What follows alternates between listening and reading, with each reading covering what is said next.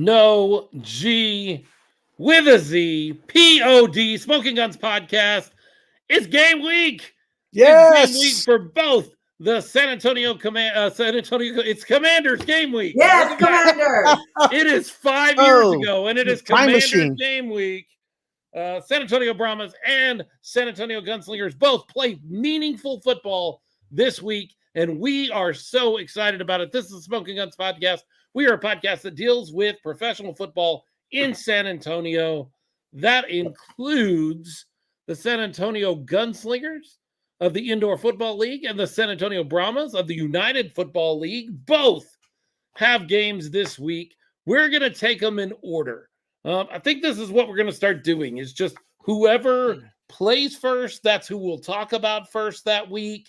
And then that way we're giving everybody their time. So we're going to start with the Bramhas today. We're going to move on to the Gunslingers. I think that's kind of how we can start working this out and make sure everybody's taken care of. Bramhas play at 11 o'clock Sunday morning in the Alamo Dome against the DC Defenders. And then Monday night out in San Diego, the San Antonio Gunslingers will take on the San Diego Strike Force there in San Diego. You can watch it on YouTube or Caffeine TV, and we'll talk about my impressions of those because we've already had some meaningful IFL football already in the last 2 weeks. But before we get into all that, introductions first. I'm Philip Higginbotham. I'm one of your hosts for this great show and this great tour through San Antonio professional football. I'm joined, as always, by my wonderful friends, Leo Yamas. What's up, Smokin Gunz Posse? And R.C. Woods. Hello, beautiful people. And we are excited to talk about everything to do with football. In fact, we just spent 30 minutes talking about show stuff, and we kept getting sidetracked with football talk. The most common phrase in pre-show meeting for us is, well, we can talk about this on the show. But what do you think of this? What do you think about this thing? So let's talk about the Bramhas. The Bramhas will be up first this week as they take on the DC Defenders. Let's talk some pregame stuff because we actually have some information at this point about parking and tailgating and all of that. We don't have all the information. Sorry, folks. We're waiting for it just like you are. But we have some of the information, and we can talk about some of that. Leo, you were telling me that Lot C is where they're going to start things, and then Lot B is going to kind of be the overflow. Once C fills up, they're going to start putting people in B. But as you get there early to tailgate, C's where you're going to end up most likely. Is that right? That is correct. So I have to give, I got to give credit to our friend and patron of the show, Mo Ferrante, who is live on. He's watching. Yeah. Yep, he's there.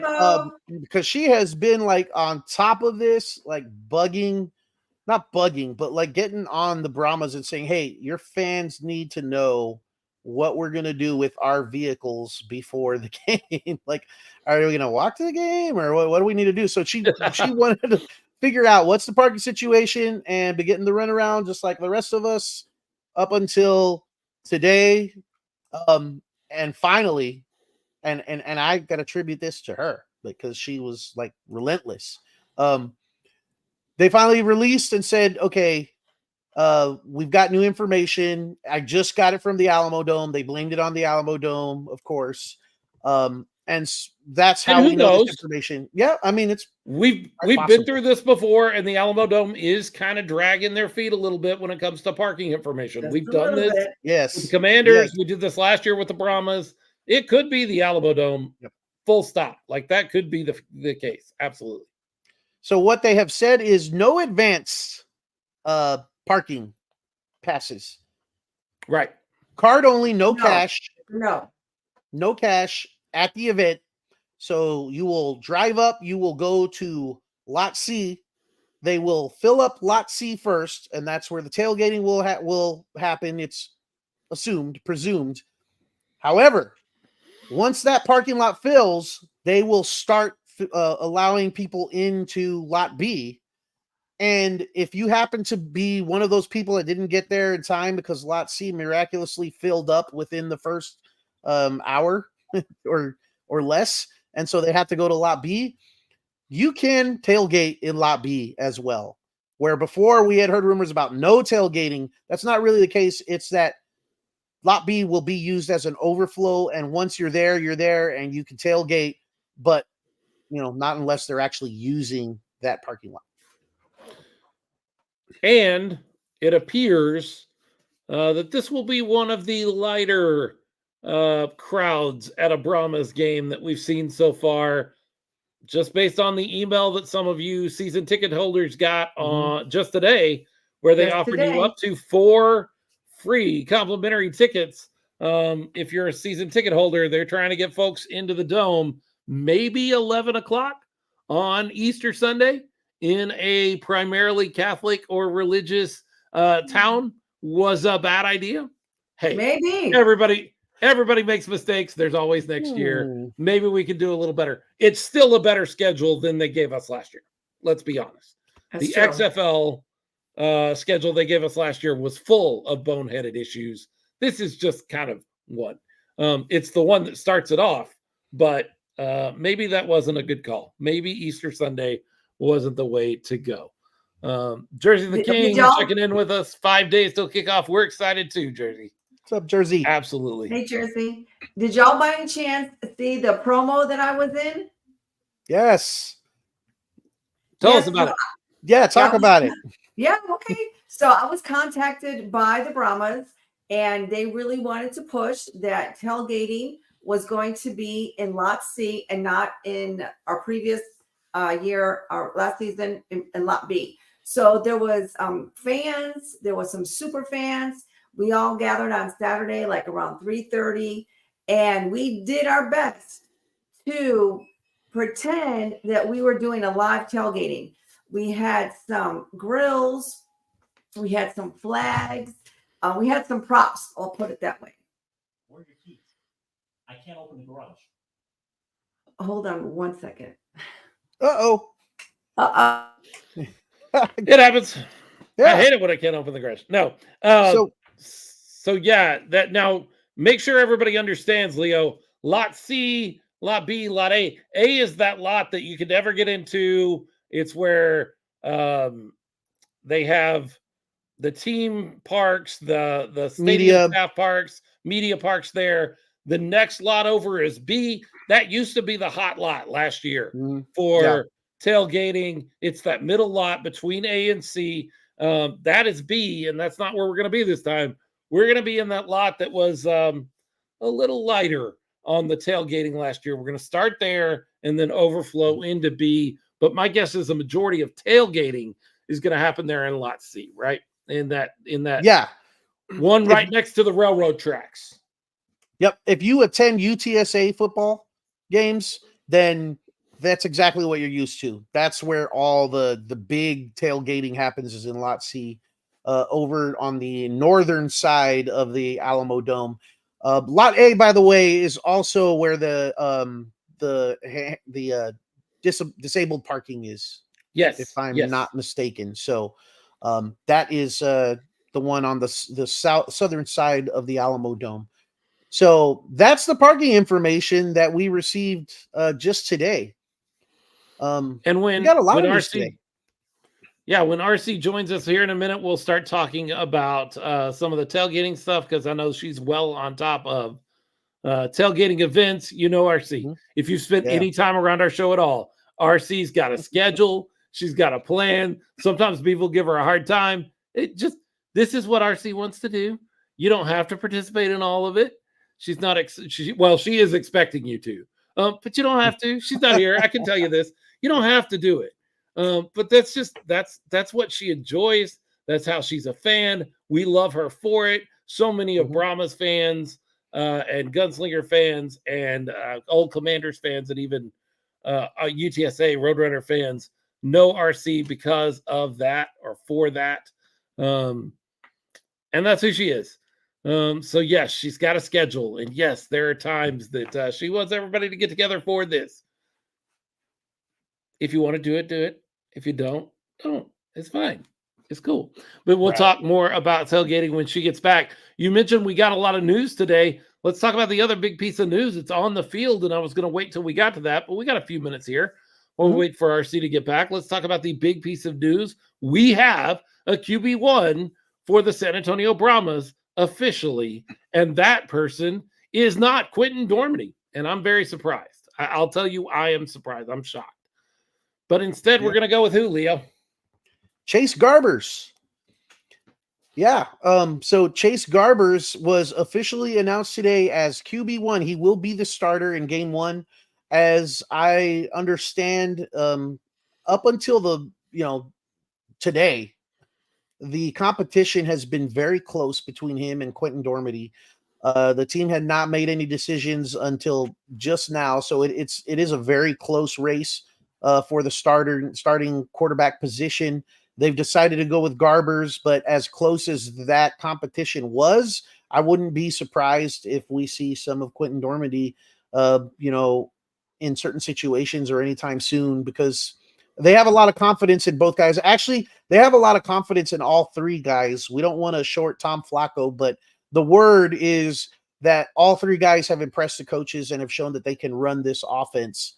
But it was really a two-guy race there towards the end, and they finally made the decision and released that out to the fans that Chase Garbers will be QB1 on Sunday. Chase Garbers is a 24-year-old guy. He's out of California. Played for the Golden Bears there in California, which is not a run-heavy offense. It never has been. It's one of those Pac-12 passing offenses. Other famous Cal Bear quarterbacks, one Aaron Rodgers. So Chase Garbers is basically just Aaron Rodgers all over again.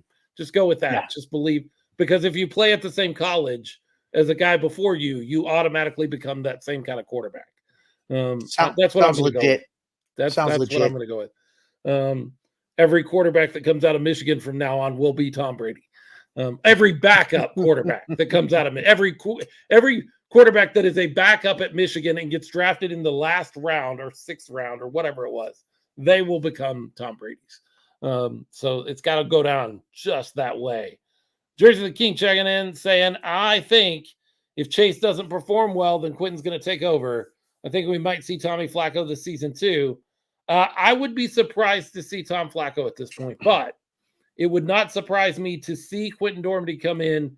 And what we've noticed here in San Antonio, for whatever reason, it's something in the water over at the Alamo Dome or whatever, coaches love to earmark every 3rd series or 4th series for a quarterback change. We did that last year with Hines Ward.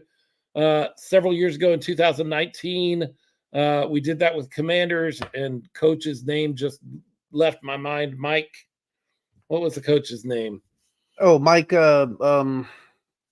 You put me on the spot. I put myself on the spot. I don't remember his name anymore. I can see his face. Yes, yes. But he would do the same thing. He would also, every 3rd series, he'd put in Marquise Williams. I can remember that guy. Yeah. I just can't remember Mike. Well, we were so close with the head coach back in the Commanders thing. We just called him Mike. So we didn't know his last name. How do we know his last name? I wouldn't be surprised. Mike Riley. Mike Riley. That's what I said. Mike Riley. That's what I said. I wouldn't be surprised at all to see Quentin Dormady come in like the 3rd series or 4th series in both halves, just to get a series under his belt, settle things down. It wouldn't surprise me, and I wouldn't get nervous if that happened. I don't like it. It is not my preferred way of running an offense, but for some reason, it's a spring football thing. And Wade Phillips has a history of doing it as well, because he did something similar with the Roughnecks last year with Brandon Silvers and Cole McDonald. It's kind of the same thing. We have had multiple discussions on this show going back years talking about that philosophy of having multiple quarterbacks, within the game plan and using them in different situations or using them in every other series. And I think we both agree that we don't like how that disrupts the rhythm of a guy. But in a league where you can have 2 forward passes on any given play, and there is a history of Wade Phillips and AJ Smith actually using that. They did that last year. Of course, it was a wide receiver who threw the ball. But maybe there'll be some, maybe they'll line up with 2 quarterbacks on the field at the same time just to kind of throw the defense off. And, they'll think that could be a possibility on that play. You never know. In spring football, I mean, if you're going to experiment anywhere, why not? Especially when you have a rule where you can have 2 forward passes on the same play. My question, Philip, is what do you think about on a 50-man roster keeping 3 quarterbacks? I wouldn't do it. What do you think that says that they got 3 guys, three quarterbacks on the roster? I don't know. I've given up. I need to have given up on trying to guess what they're trying to do with spring football. We have posited and hypothesized for years, and it seems like we have about the same success rate as anybody else as a coin would. About 50% of the time we're right, which means 50% of the time we're wrong. I don't know what the plan is or why. I think it's very odd. I don't think they will activate 3 quarterbacks. No. I think you'll have 2 active quarterbacks every game. So you'll know if Tommy Flacco is going to play because he'll have to be activated instead of Quentin or Chase. That would be my expectation. As Philip says, we are the weathermen of spring football. Right 50% of the time. Yeah. Reminds me of that old Simpsons bit where Homer's betting on football and he's listening to a guy that's, Jimmy the Greek kind of guy. And he's like, I'm right 53% of the time. They lose the bet. And as soon as the game ends and Homer has lost this bet, he goes back to this guy in the studio and he's got a big cigar and he goes, well, when you're right 53% of the time, you're wrong 47% of the time. And he goes, why didn't you tell me that before? That's who we are. We're those guys.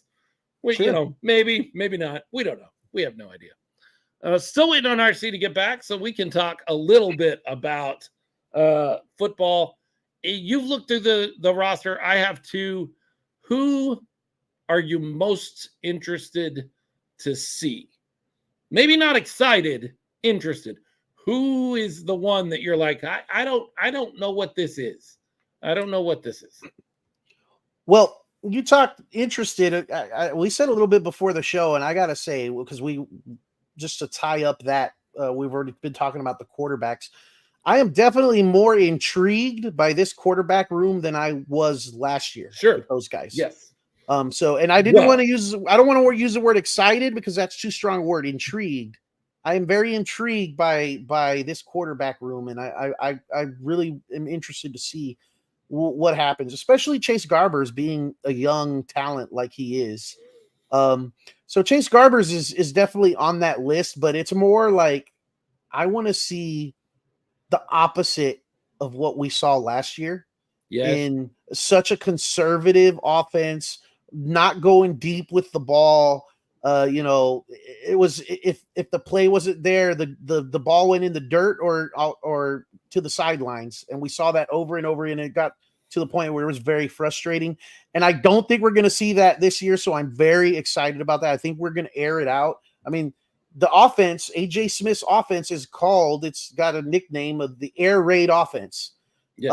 Where lots of times they have wide receivers and running backs all lined up to for pass plays. They don't usually include a tight end, and we have a heck of a receiving tight end on the San Antonio Bramhas now in Cody Latimer. So he would be probably number 1 tops on my list that I can't. We've seen what he could do. He tore up the league last year. He did really well, but I want to see him in the Brahmas black or dark charcoal gray or whatever you want to call it and yellow and see what that looks like with a quarterback that actually has the green light to throw the ball down the field. And I think we're going to see a lot of that. That's what I'm excited to see this year in the Alamo Dome.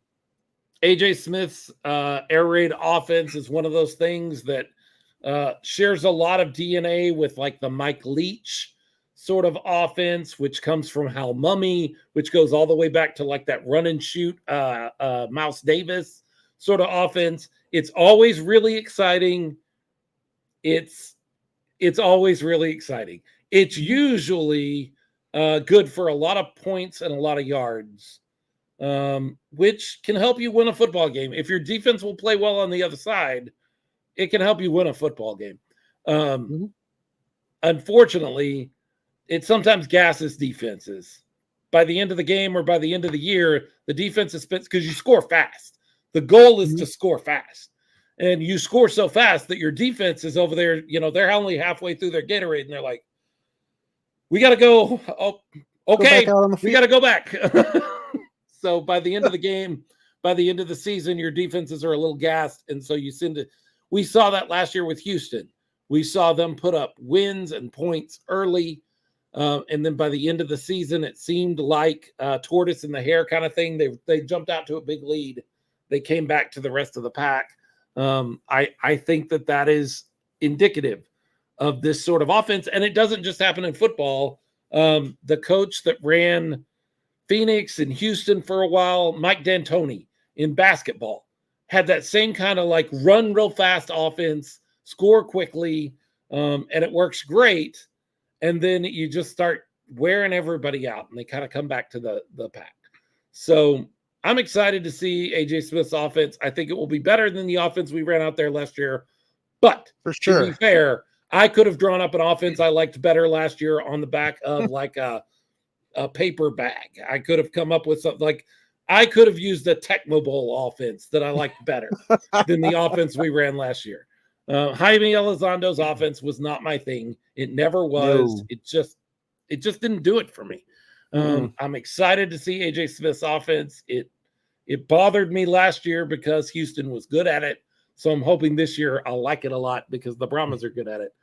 I'm very curious to see when the game is, maybe not even the game is on the line, but when it's a pressure situation, when it is the end of a half or the end of a game, and we need 3 points.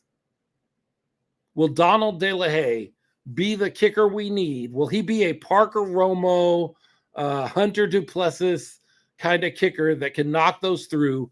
Or was this just a thing? And I get it. Look, I understand the league needs buzz. Is this just something that they did for ratings, for numbers, for eyeballs? Or is Donald De La Haye going to actually be the kicker? I don't know. I've watched a lot of his little YouTube videos that not little. They're actually very well put together. I shouldn't downplay them like that. They're very well done. Guy knows what he's doing when it comes to media. He puts together some excellent stuff. And he's got a lot of followers on YouTube. But he's a kicker that kicked, 5-6 years ago in UCF and never progressed beyond that. So I'm interested. I'm curious. I'm the same as you, and maybe that was kind of a publicity stunt, to get some more people interested. But he came into camp, and when he came into camp, he wasn't the only kicker on the roster. They had Amendola there, who's a respected name, has been around the NFL, been on several teams. He's got a resume. And after a bit of time, they released him. To me, I think if he comes in and is missing kicks and not looking good, publicity stunt or not, they draw that out to the end. And with the final cuts, it's okay. Well, it was an experiment. It didn't work out. Thanks for coming out. We'll see you around. But that's not what happened. So to me, I think logically that means he came in and he's making kicks. So if he keeps making kicks, then more power. I don't have a problem with the publicity stunt if the guy you brought in as a kicker is making the kicks that he's supposed to make. So if he keeps doing that and he does that in game time situations, well, I got no problem with that. But that we'll see how that goes. But I'm assuming that's what happened. Otherwise, it would have been the other way around and would have been one of the final cuts. That's what makes the most sense to me. Right. Brad Wing is back as the punter and holder. Yep. I love that. I love Brad Wing. Yeah. I hope we don't have to use him as much as we used him last year. Brad Wing. Jersey talking about Donald De La Haye says he can still kick and he showed it. Okay. If you watch his practice footage, he can kick the hell out of the ball. I truly feel he earned the position. That man has stayed in shape and kept practice kicking. He's actually really good. We just got to see him in game time situations. Game And time. that jersey, that is what I'm worried about. Every kick I've seen so far has been in a practice situation. I haven't seen the guy kick a meaningful field goal with all of the pieces lined up in years. And Yeah. it's a different kind of animal than just going out and kicking 10 against Amendola. And I will also point out every kick all the kicks he shows us, all the kicks on his channel are excellent. Well, right. Is he going to show you the one that he shanked, so badly that you or I could have kicked it better? I don't know if he had those or not, but is he going to show you if he did? No. But I'm agreeing with Jersey. I think he earned the job. Otherwise, they would have cut him and kept Amendola. But yeah, we're not going to know until we see the game time situations. And I have a feeling that he's a guy that's on a short leash. If he comes out and shows that he's not, he can't produce in that type of situation, then I'm pretty sure they have a plan B that they're not going to hesitate to go with. Is my guess. But I wish I hope that's not the situation. I wish him nothing but the best. I hope he's amazing. Right. Delonte Scott is coming back. I love that guy. I liked him last year. I'm excited to have him here this year. Dude, I'm excited. That linebacking core is just going to be ferocious. I mean, you've got Devontae Beckett and Jordan Williams in the middle, and then you got Delonte Scott on the outside. I'm not sure who's going to be the other guy on the outside, but whoever that is, that's already a force to be reckoned with. I mean, you have Jordan Williams returning, led the now defunct XFL in tackles last season, the entire league, not just the Bramhas. And then you bring over Devontae Beckett, who was with the Roughnecks, so obviously he's very familiar with Wade's 3-4 defense, and he brings him over. He was second in the league in tackles last year. And then you have Delonte Scott, who was one of the leading pressure guys, had like 7.5 sacks in the season last year, and that was with missing some games because of some injuries. I mean, that linebacking core is going to be now. I am going to miss Beasley. I don't know if you guys remember Beasley from last year. Yes. He was a spark plug out there, but apparently he doesn't fit the 3-4 Wade Phillips defense very well, so they had to cut him loose. And I'm sure he got picked up somewhere, but I'm not sure where he went.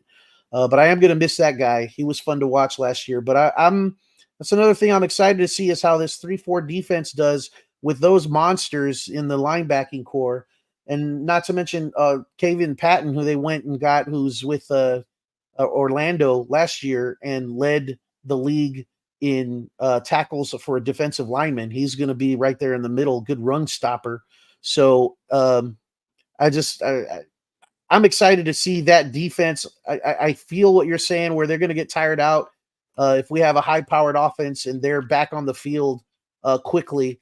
But I know I've seen some talk that a big focus in training camp has been creating turnovers. So they're going to try and offset that by getting the defense back off the field equally fast by creating turnovers. Hopefully they're successful with that. I love that. Roadrunners fans will be excited to hear that Corey Mayfield Jr., who is a defensive back from UTSA, he's going to be out there. I'm excited about that. I'm excited to see him successful. I like it when our Roadrunners are guys that are called up and are successful. And then there was one other name as I was looking around that I was like, ooh, I'm excited to see that guy. And now I've lost. Oh, Alice Mack and Cody Latimer, both tight ends. Be very interesting to see how they use both of those guys. I think they're both valuable for Chase Garber's younger quarterbacks. Like to lean into a good solid tight end. It's one of the best things that ever happened to Tony Romo was Jason Witten. So yeah, Cody Latimer and Alice Mack, both solid tight ends for him to lean on. all in all, Yeah. I think we're going to be better than we were last year, which is interesting. I've seen folks picking the games for the week, and it doesn't surprise me at all that people are picking DC over Mhm. San Antonio. We were originally going to have some DC fans come on. The guy that runs the DC fan page had asked to come on the show, and we were going to give him a hard time, and he was going to rib us, and we're going to win, we're going to win, and the whole thing. He's a firefighter, got called into the station tonight, so we don't get to do that. At least that's what he says. I think he was scared. Of talking with the Bramhas fans. No. But he got called in.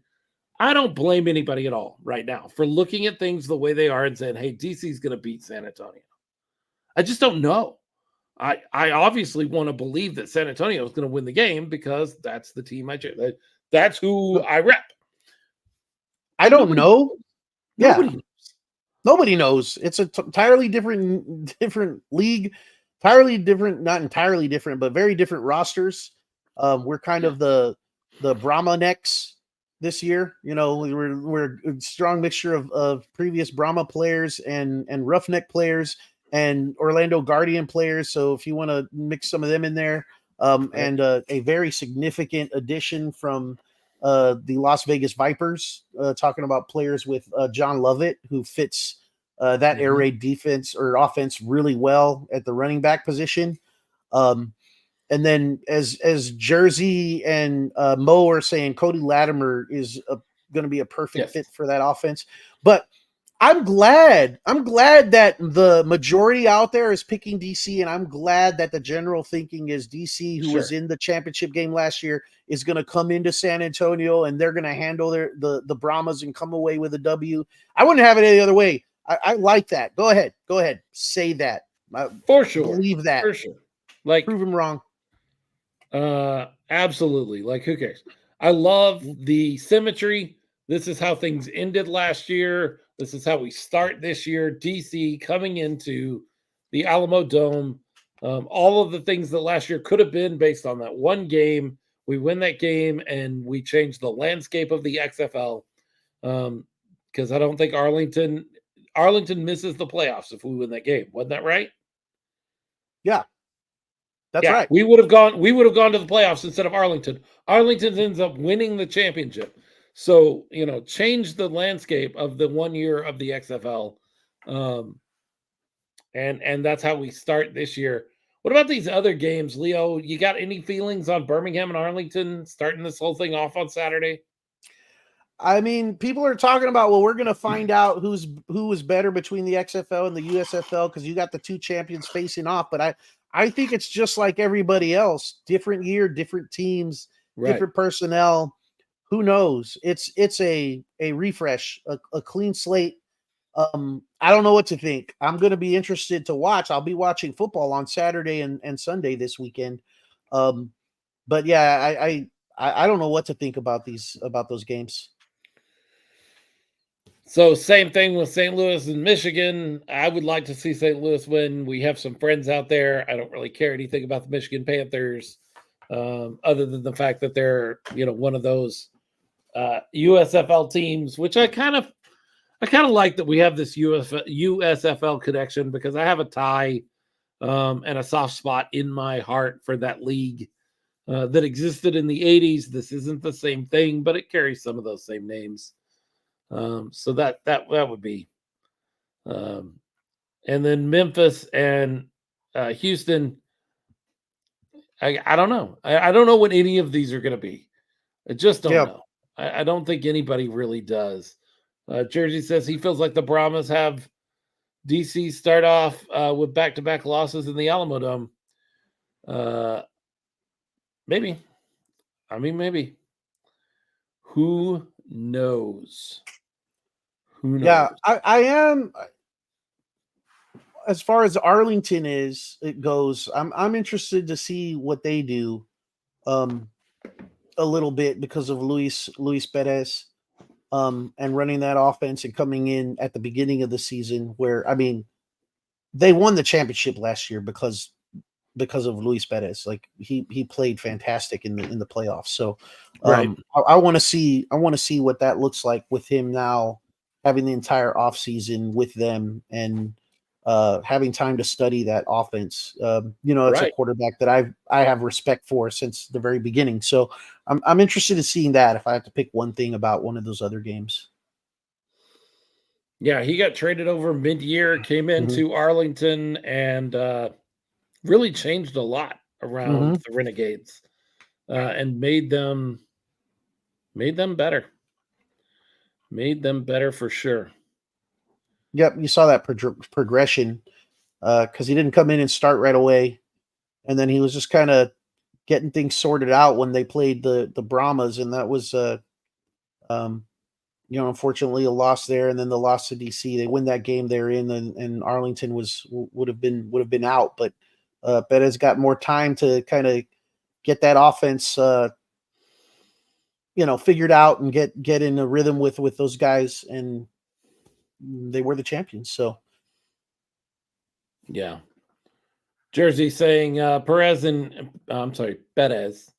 and Stoops for the whole season is going to be a dangerous. King of Spring is going to prove it this year and shock the spring football world. Please no. Please not another Arlington championship. I don't hate them like some people do.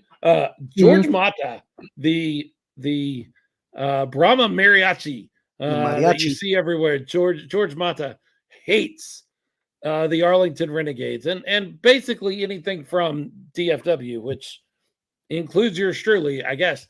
Sorry, George. Some of us are from there, but he hates the Renegades. I don't hate them. I don't care that much about them. I don't want to watch them win another championship. But you're not a Stoops fan. Let's be real. That's where this comes from. I do not like Bob Stoops. I have just enough T-shirt Longhorn fan in me to hate Bob Stoops. And so I can't stand that. It'll be interesting. It's football. We get to start on Saturday with some football and get through Saturday, Sunday. Exciting stuff. I like that they have the game staggered. Of course, they did this last year for us, and it was genius not having games on top of games. Jersey is calling his shot right now. Memphis versus Arlington in United Spring Bowl, whatever they end up calling it, 1. Okay. All right. Sure. Well, maybe. Let's see what Chase Garbers and Quentin Dormady can do with that air raid offense. Hey, the most important part of the offense, and something we haven't talked about at all, is the offensive line.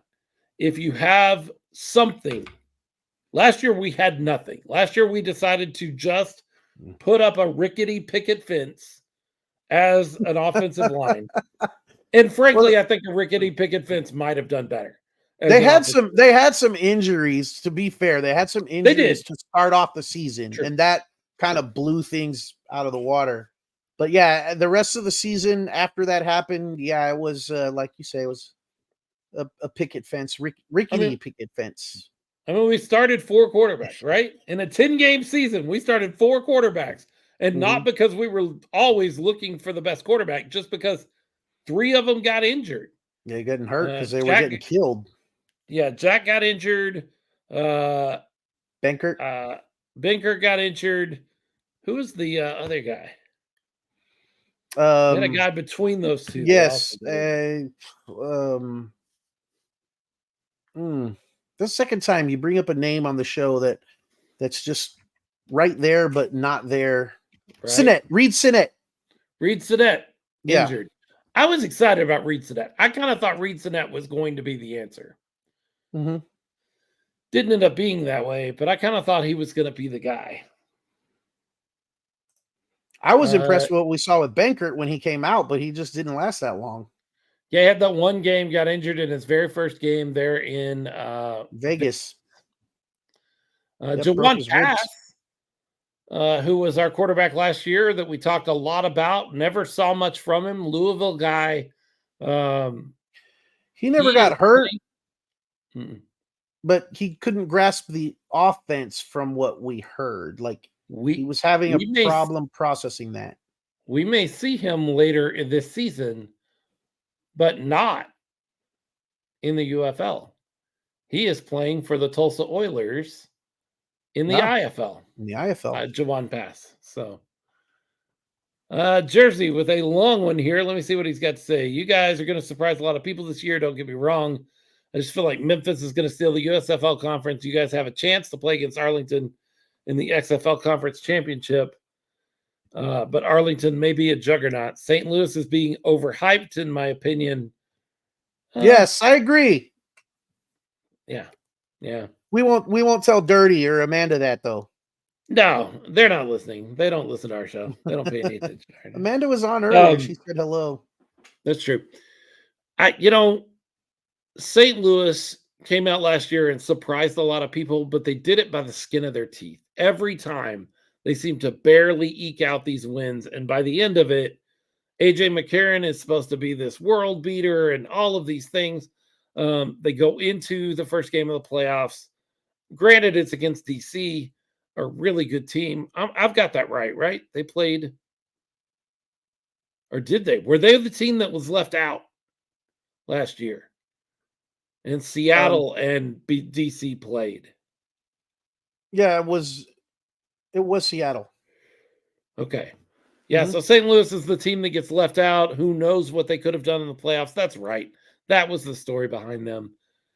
Have they done anything?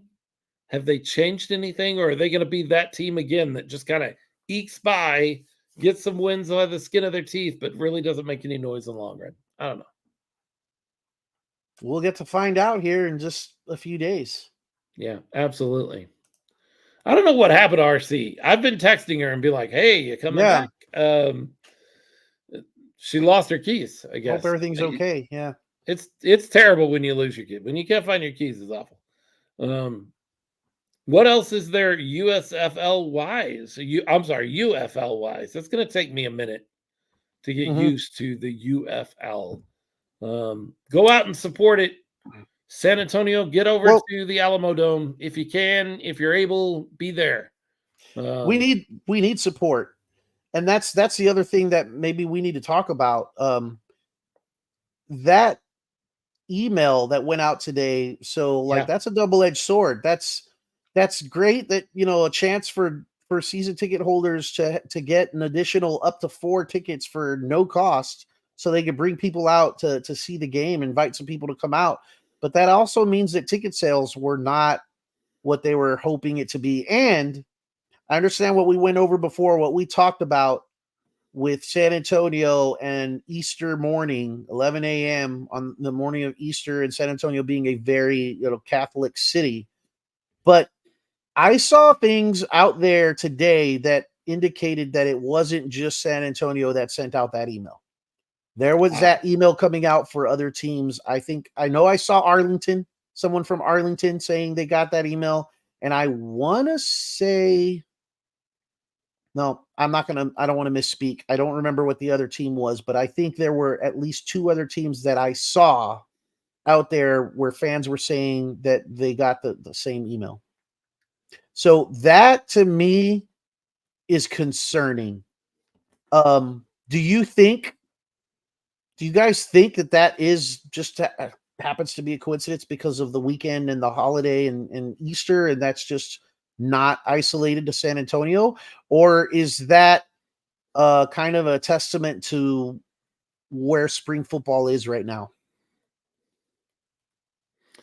I don't know. I think the break between the NFL season and the UFL season was a little more of a lull than fans wanted. We talked about it. We're fans. We go to games. We pay our money for tickets. And I think that break of, what has it been, 2 months? Month and a half, 6 weeks, I guess. I think that gives people long enough to be like, well, yeah, I mean, I miss football, but yeah. Whereas the week after the Super Bowl, you're like, man, I miss football. I want football back. Here's football. Let me go watch this football. I think it did not help. I don't think it helped.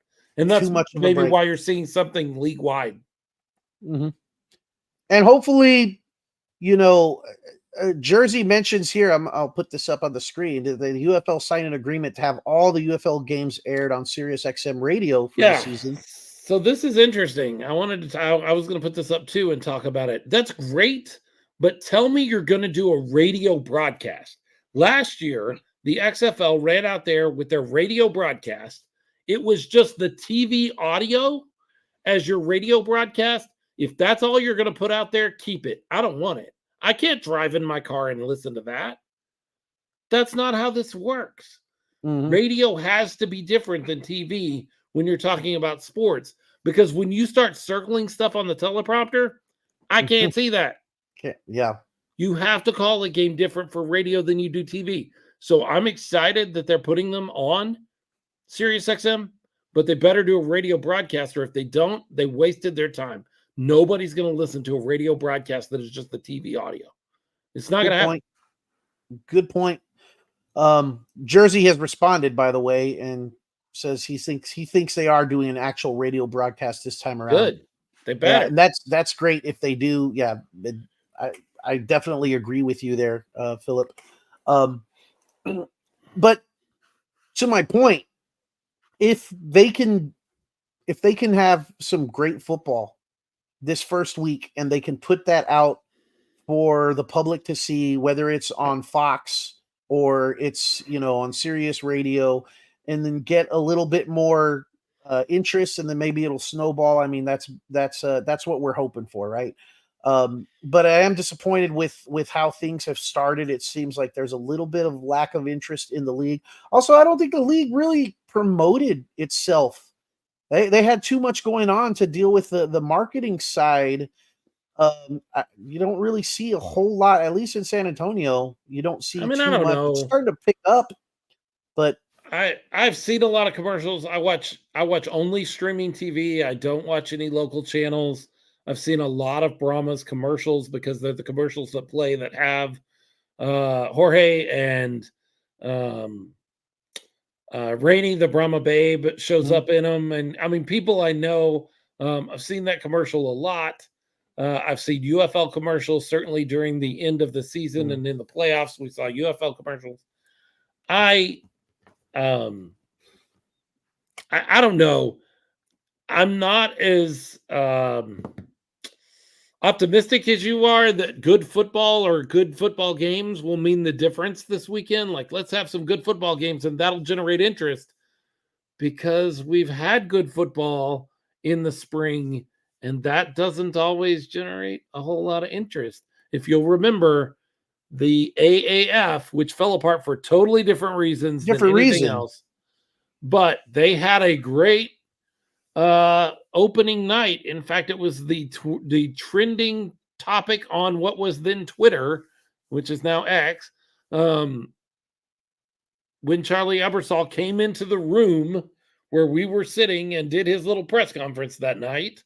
They were the trending topic on Twitter, had captured the attention of the nation. They're running ESPN, ran that Washington sack of the Fleet quarterback, and I'll think of his name in a minute, over and over and over again. It was one of the top plays, the whole thing. And we saw struggles across the league, not really here in San Antonio, but across the league, we saw struggles for attendance. I think it's one of those things that they're going to have to start slow. Maybe we're going to see some lower crowds this weekend, and that's the way you build well anyway. Start slow, build momentum, instead of trying to start out the gate with 30,000 fans in the stadium. Maybe you just aren't going to get that, and you have to resign yourself to the fact of it's going to be small and we're going to have to grow.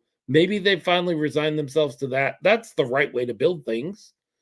And so maybe that's where we're actually going to go this. I don't know. I don't know. Yeah, hopefully it's a different scenario this time around. They've had more time to prepare, so hopefully it's better football to start the season. I think it was a little rough to start last season. But then again, with that lull, it's like you said, people lose interest or they're not as hyped for football. Yeah, I think that's a big part of it. Yeah. Yeah. Now, what you just had on the screen there, for those that are listening the podcast instead of viewing, the marketing from Jersey the King. Yeah, the marketing should have been better city wise. The Battlehawks actually have something going on with Jack in the Box fast food restaurants. I think you get 2 tacos free for every TD the Battlehawks score or something like that.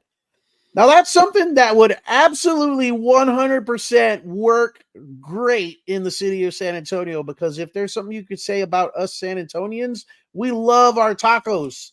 Okay, I'm talking about from my own personal experience. Wait. We love tacos, but do Jack in the Box tacos? You know what? Tacos. Jack in the Box tacos are fine. They're a guilty pleasure of mine. When I go to Jack in the Box, I don't come out without having tacos. Even if I get a burger, I get the 2 tacos for 99 cents, or they're $1.99 now. But sometimes so you're a fan of the promotions. deep fried taco, the taco that has been frozen as a taco, and then they dip it down in there. Hey, and it fry tastes that good. sucker. It tastes good. I don't care. I don't want to know where it's been or what the process was. It tastes good. You put some of that fire salsa on it, and you gobble it down, and hey, it's satisfying. Now, there are better tacos in San Antonio, obviously, much better tacos. But yeah, as Loli's my wife, she's like, gross. This lady knows what she's talking about. Gross. When I go to Jack in the Box, I'm by myself. I'll say that. Right. Just a complete aside that I think is really funny. Yesterday we were in Houston. We live in a small town on the coast. We have 3 fast food options here in our town. It's Sonic, it's Subway, and it's Dairy Queen. That's it. So we were in Houston doing some shopping yesterday, and everybody's like, where do we want to eat?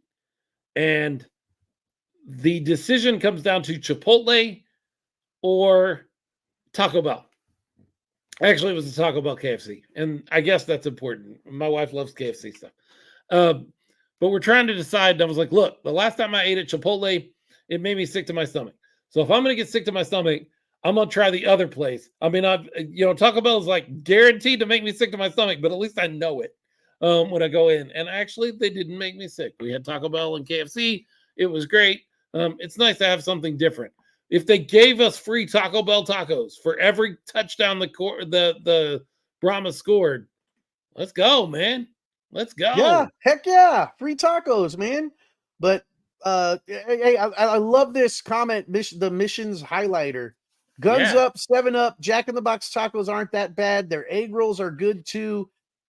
Yes, their egg rolls they're pretty freaking good. And you could get like a little Asian sweet and sour sauce as one of their sauces to dip them. And yep, I agree 100%. I will get those from time to time, not as religiously as the tacos, but egg rolls from Jack in the Box, I could do those as well, sir. Yes, sir. Well, we know when you go to tailgate at the game, there's going to be canned food drive. That's something RC's been working on. Make sure you bring a couple of non-perishable canned food items run by HEB this week, or somewhere else you shop for groceries. And by the way, if you shop somewhere else other than HEB for groceries, where? Because that's all there is around here. But go by HEB. Give you Luis says Leo actually had dinner, y'all. He's acting hungry. I know Leo well enough to know he always acts hungry no matter when he's eating. That's just kind of who Leo is. Loli's feeds me. Yeah, I mean, look at me. I'm not a guy that doesn't go fed, that goes unfed. For sure. Go by and grab some canned food items. Peanut butter is always good. Rice, beans, or canned food items, non-perishable stuff. Bring those with you to the game. RC will most likely be coming around with a little wagon to collect. But if not, you can find the Smokin Gunz podcast somewhere. We'll be there. Leo and RC will be there. I am a pastor, so Easter Sunday, I'm busy. It is what it is. Yeah, we'll be in Lot C. And just a real quick note, because I got a little information here in the background concerning the parking lots. So a little confusion, I guess. I don't want to confuse our listeners or our watchers, but I have to share this information because if we gave misinformation, then we have to fess up to it. But according to Shane Sharp, the ticket sales and experience manager from the San Antonio Brahmas, as far as tailgating goes, it is only in Lot C. It will not be in Lot B, even if there's the overflow. That's in writing. Okay. We'll see how it works out, though. This is the first game, so we're gonna find out. So we'll take the letter of Shane Sharp here as what it is, though, and he says it is only in Lot C, and $30 per parking spot. I don't think we said the amount earlier, but that's what it is: $30 parking. Filling Lot C first. If that gets filled, Lot B will be used as overflow. And as far as we know, tailgating is only in Lot C. Right. Good to know. Make sure we have all our ducks in a row. I sure wish. I hope one year we go into this thing and they get this information out before the week of the game, the first home game. But so far, this has kind of been the way. And it could be the Alamodome, and most likely is the Alamodome. It's not near as important to them as it is to the UFL or to us as fans. They know you're going to show up. They know you're going to park. They don't need to rush their information out there because you're going to do it. They know that, and they don't have to worry about it. Still trying to track down RC. RC, if you're listening, jump in here. I hope everything's okay. I hope everything's okay. Absolutely. We have some guests coming on in the next hour talking about Gunslingers, which means we're getting to the end of our first hour. We need to wrap up the Bramhas talk. There's not a ton to talk about. I mean, we just talked for an hour, and I'm about to say there's not a ton to talk about. But, man, this time next week, or actually Tuesday of next week, we will have our show. We're not doing it on Monday because there's a Gunslinger game. Right. We're not going to do the show and miss the Gunslinger game. You got to be kidding. Plus, it's Leo's birthday, and we don't do shows on Leo's birthday. So I don't do anything on my birthday. That's not fun. The show is fun. So not a ton to talk about necessarily with the Brahmas. We will have lots to talk about on the field and with tailgating and all of those things. But now we get to transition. We get to transition over to the Gunslingers and all of the greatness that is. Man, I'm excited about Bramhas, like I am. Yeah. Obviously excited about the Brahmas playing on Saturday, playing on Sunday, 10 games, all of that's fine. But everything that has happened this offseason for the San Antonio Gunslingers, from the changing of leagues, hiring Tom Manas, building Gunslinger Nation, and then moving on into training camp and some of the things that we've heard about there, a brand new field that I can't wait to see, and IFL football already having kicked off and showing up. Just really excited about what's going to go on with the Gunslingers. And joining us, we have two of the folks that, we talk a lot about James. We talk a lot about Tom and Oz. We talk about Jordan because he makes some incredible stuff for us. And we want to talk about jerseys, specifically fan jerseys but there are some folks behind the scenes that we probably don't talk about near as much as we should. And they're joining us. They're some of the ladies that help run the Gunslingers. It's April Stubing and Stephanie Stubing. Hi, ladies. How are y'all? Hi. Hello.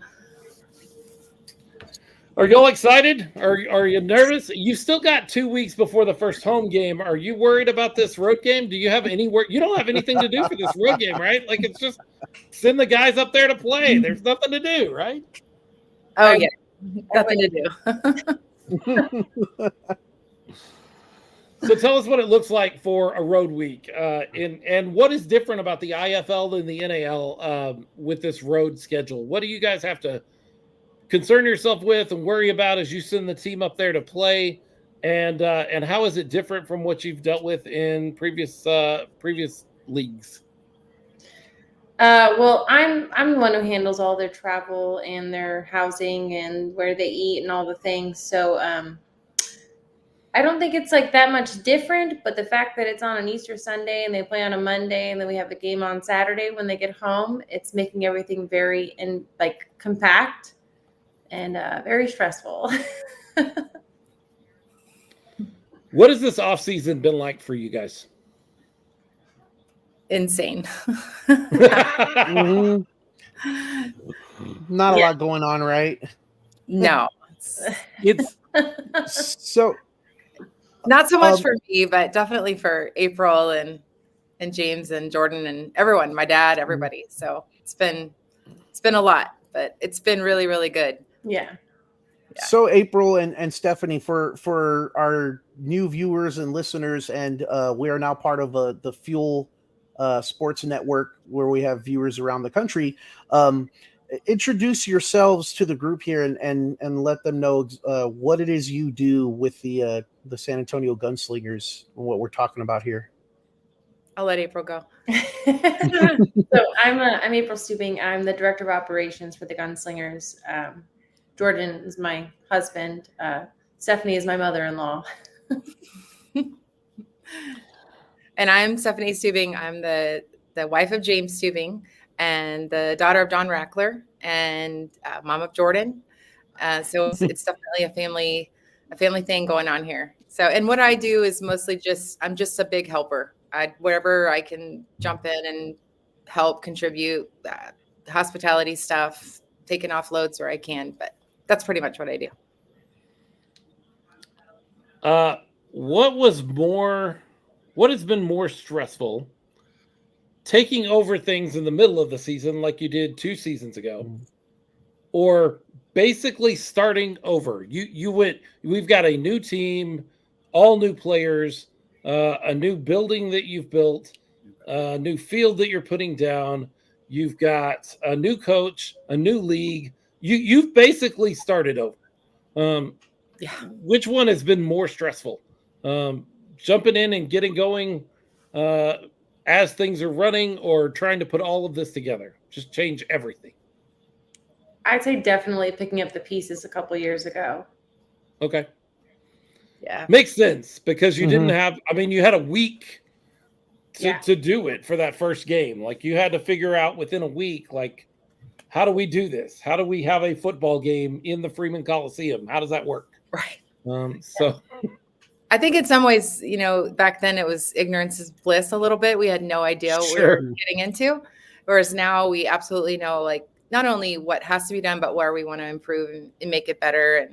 And of course, the new league, new everything is adding a whole another component of things that have to be done. And so, but it's a lot more fun. I think we feel more excitement this time, just because it's really going to be amazing. I mean, the things that have transpired over the last couple of years have really, it's a whole nother level. So that part is fun, but it adds a whole nother level of stress too.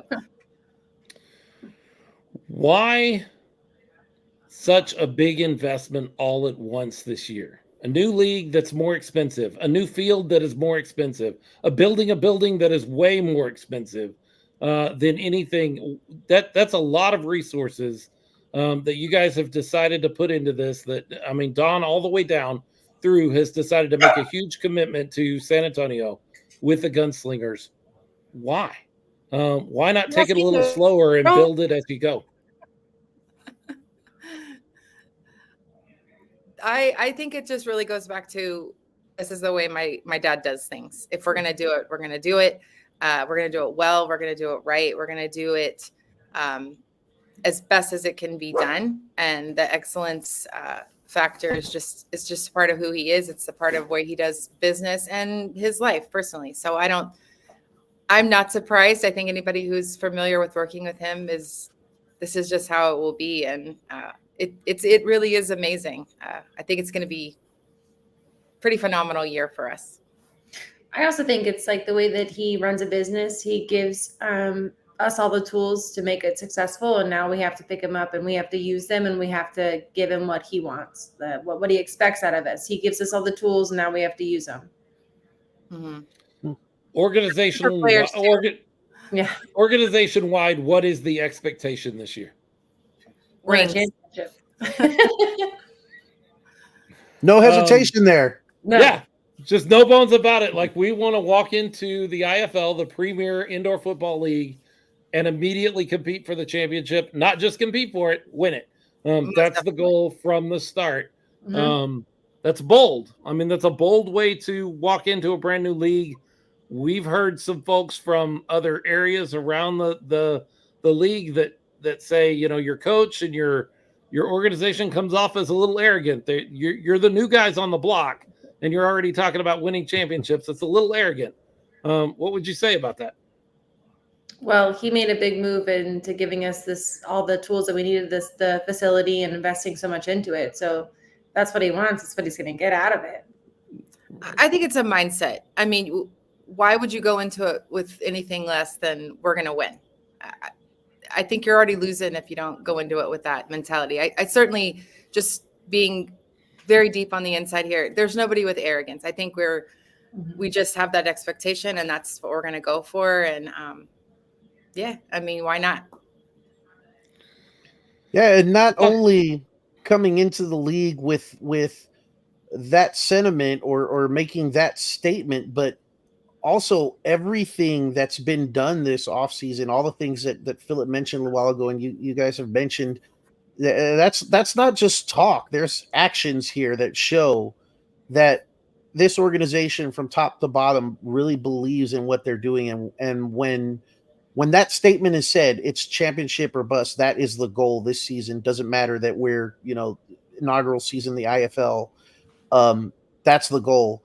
The actions and everything that all of you all do, as Robert Seco chimed in a little bit, that you guys aren't giving yourselves enough credit for everything you guys do around the organization. I mean, you're backing up the words already with actions. That those aren't just words. Yeah, I mean, as somebody who probably has the least hands in this whole thing as me, I'll just say, just because they're my family, of course I'm biased, but there's some amazing talent behind the scenes here. April, Jordan, Morgan, James, my dad, Robert. I mean, there's just so incredible amount of talent here that there is no reason why we shouldn't succeed. And that's not talking about the football side. Of course, I mean, the football side is phenomenal. If you've watched our practices, it's pretty impressive. But there is a lot of talent here, and we're really blessed to have it. I can't see why we wouldn't shoot as high as we possibly can, or expect anything less with the tools that we have, like April said. Well, RC meant to join us, and she would ask a question, or she would ask something along this line. Sports, and football especially, is a male-dominated sort of world. You are ladies that get to live in that world a little bit. Mm-hmm. Do you notice that? Is there definitely a difference being a lady in sort of a male-dominated industry like this? Absolutely. Yeah, April probably answered that better. There's absolutely a difference, and we as an organization, we set really high standards for everybody that is a part of it. But it's a lot to be a woman in this environment every day. And luckily, I'm a pretty strong personality, so right. I handle it better than others. But I mean, any woman in this position is difficult. Mm-hmm. Yeah, I mean, at the office, it's April and myself and Morgan and a whole lot of men. Right, right. A lot of men. And men, and sometimes they're just being boys. I mean, they play. At the end of the day, we're playing a game. Like we're all playing a game, and so they're boys being boys sometimes, and that's not to excuse any ridiculous behavior, but. It's got to be different. And I don't know. I can't even speak to it because I don't. I raised 3 daughters, but it's loud. You got to have some tough skin. They're just emotions get high, and everyone wants to win. Everyone has the same goal, but not everybody has the same vision. So it's just a lot all the way around, but it's definitely necessary. I think it gives it a whole different view to it as well. Like you're not only just looking at like the male audience or fans. Now you're bringing in the women's perspective and the family side of it and things like that. So I think it's definitely not the same, but I think it's necessary, and I think it's most definitely well worth. And in this league has, I mean, an incredible amount of women involved compared to the, being in the NAL last year. I don't even, that I'm aware of, there really weren't any women I know of in leadership positions in that league. But in this league, there is a lot of women involved. So that part of it's pretty cool. You mentioned the environment there at the office and what it's like. Let's talk a little bit about that office, because it's way different than what it was last season because of some of the work that we've been talking about that went in this off season quite a bit.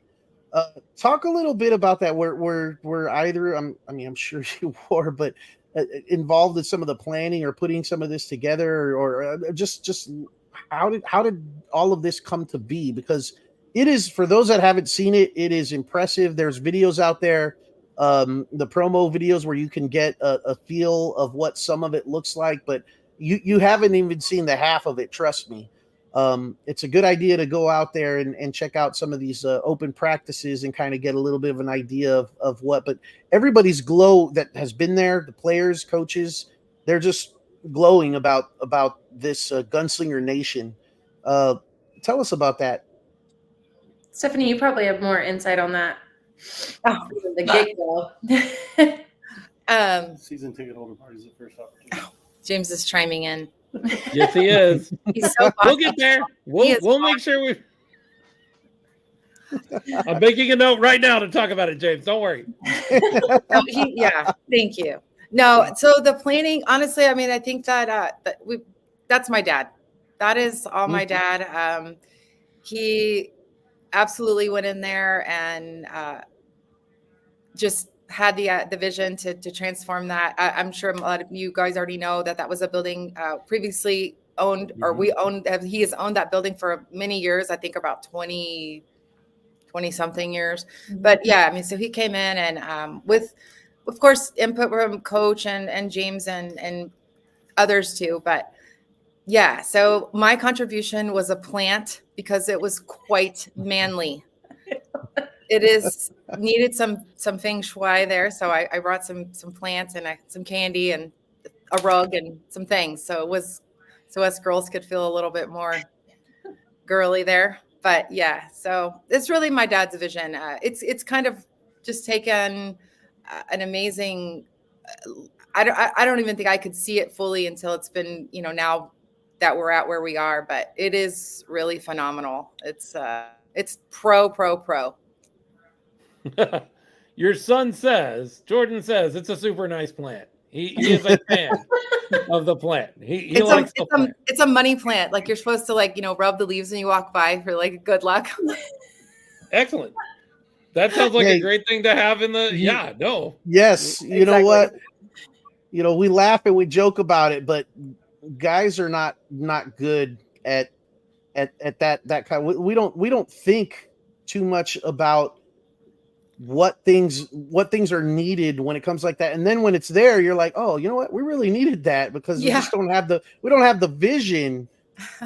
So definitely, I'm sure that plan is really appreciated. Like I have never, not even kidding. I grew up with an interior designer. That's what my mom did when I was a little boy, and so I can hang a picture straight. I know what a grouping looks like in a wall, all that kind of stuff. I've never in my life looked at a room and gone, you know what we need in here is a palm. We need a palm right over here. It would just, and my wife does that kind of stuff, and I'm like, that's genius. That looks great. I never would have thought of that. Never would have put a plan. So my mom had Gunslinger shower curtains made for the guys in their locker room. Those are awesome. So that's really cool. Such a girl thing, and it's pretty awesome. So she has some credit here too with the girl vibe going. All that Very I really cool. did was find the quietest office I could. Smart. It's smart. I found this weird space upstairs, and I was like, look, I could be right here.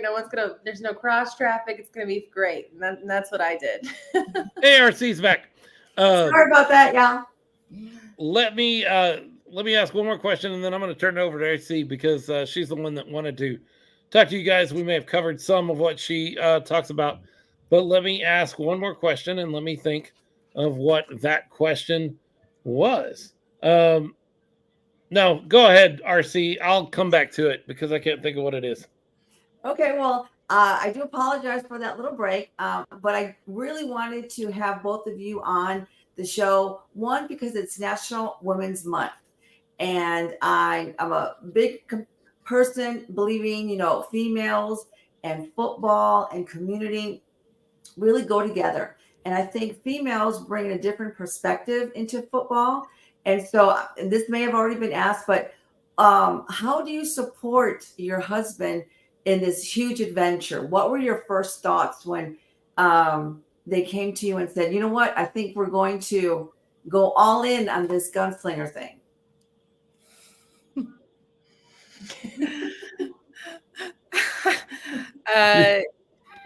Miss Stephanie, you want to go first? Well, of course, I mean, absolutely. I was was, and will be really supportive, but it is a lot. It's a lot. It's very demanding. It's pretty much 7 days a week, for all of us. It's just a lot of things, but yeah, I think it's been an amazing thing for me as a mother to be able to work with my children and roll my daughter-in-law and have that aspect of it for James and I to work with our kids has been pretty phenomenal. I Very cool. to work with my dad and it really just have all of our family there. That's a tricky thing sometimes. Lots of personalities. There's lots of big personalities in our family. We haven't met them all yet. Really? Yeah, I know. It's remarkable. But yeah, so I think we definitely, it's probably different for April because she is far more hands-on than I am. So her and Jordan are working together. For me, it's mostly just coming alongside and just rolling with it and being really flexible. Be really flexible. Don't make any summer plans. Okay. Well, thank you for your flexibility. So April, you can answer the same question. So I actually kind of got like volunteered to start helping out back when they first took over the team. And at the time, Jordan wasn't like super involved. We went out and he was just supposed to drive the truck around the field. But at the time I was working from home because I just had a baby. And I kind of got like thrown into it, like, hey, you can find us a cheerleading team, right? And like, hey, you can help with housing, right? And hey, can you do this? And hey, can you help with travels? Like, I just kind of got like thrown into it. And of course, that's what this family is. If someone asks for help and we're right there to do what we can to do that. Mm-hmm. Definitely not what I expected 3 years, 3 years later from then. And now we are like both full time into this thing. And we've got 4 little kids and we're just, every step of the way, it's like, we have to touch base. And we're like, what do you got going on? This is what I got going on. I'm like, okay, so who's picking the kids up? Who's making dinner? Who's doing the laundry? Because how are we going to make this happen? But, at the end of the day, we do. And it is what it is. I wouldn't trade it. I love it. We both are like all 4 in it. But it's definitely, especially out of the blue when you were never seeking for something like this, it's definitely been a big change. What would be the pros and what would be the cons of working with your husband? Both of y'all. Well, my husband's at a different location, so I just is that a pro or a con? Is that a pro or is that a con? Hang it up, and I could act like it's not ringing. So he's. If I'm busy, I just watch it and I just turn it over. And he understands. So he's the same way, And then if I call him or he calls me a couple times in a row, it's like, okay, it's probably important. I should pick this up kind of thing. But for me, I mean, I've worked with James in the past with other businesses that we've had. He's, as you guys probably know, he's pretty easygoing. I have very nicely reminded him at times that I'm not his employee. So, but I'm kidding. He's super easy to work with. It's not bad. It's the hardest part is the amount of pressure that he has to make sure all the things are done. And we still have a little one at home. We have our 11-year-old at home still. So we still have little kids at home. And so, yeah, it's a sacrifice, but I like working with him. I've enjoyed being at the office with him and with April and Morgan, Jordan, everybody. It's been fun. I've really never worked in the office with them before. So this has been a fun thing for me. So you guys did all of this work to put together Gunslinger Nation, from the teardown, putting everything together, weight room, players lounge, bathrooms. You're thinking through all of this, setting a practice field beside it. My understanding, I talked to Coach Tomanos today, and he said it's amazing. Players are showing up early, spending time there, and just being in the space. When practice is over, they go and they take their showers, but then they hang out in the players' lounge and they enjoy it. They're happy with this space that's been provided for them. What does that mean to you? I mean, they all apparently love the plants that are around us, is what I'm hearing. No, I'm just kidding.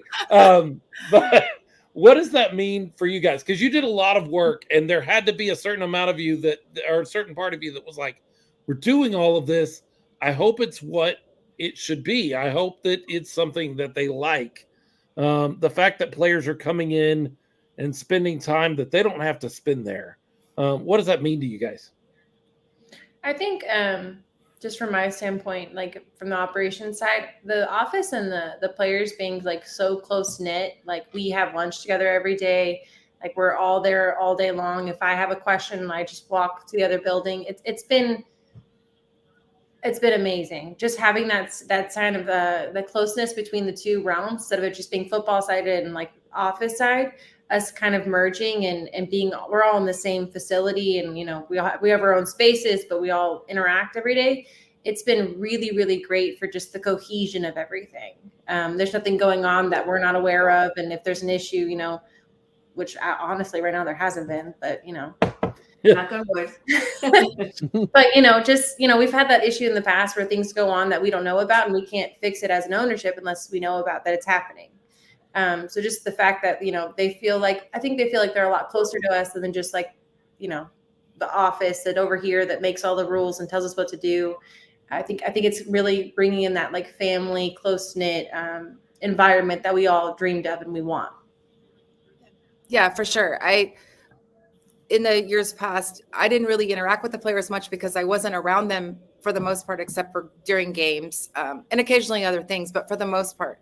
So it's been really cool to, like, outside of my office window, I can see into the weight room and I can see the basketball hoop that we have outside, watching them play basketball together and play cornhole and, lift weights together. It's really cool. It's like a family atmosphere for sure. And I think I was expecting that, to be honest. I fully, after seeing, how the facilities turned out, I had no doubts that these guys are really going to gel there. And I think it's really made a really close-knit group of guys. I think the team is really gelling.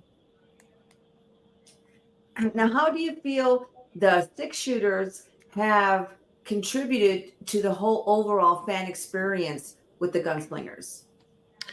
The six shooters this past season, ever since we brought Casey on board, has really changed things, I think, exponentially. Casey has like really, really big dreams, and she's invested like everything into this team, and it's showing at this point.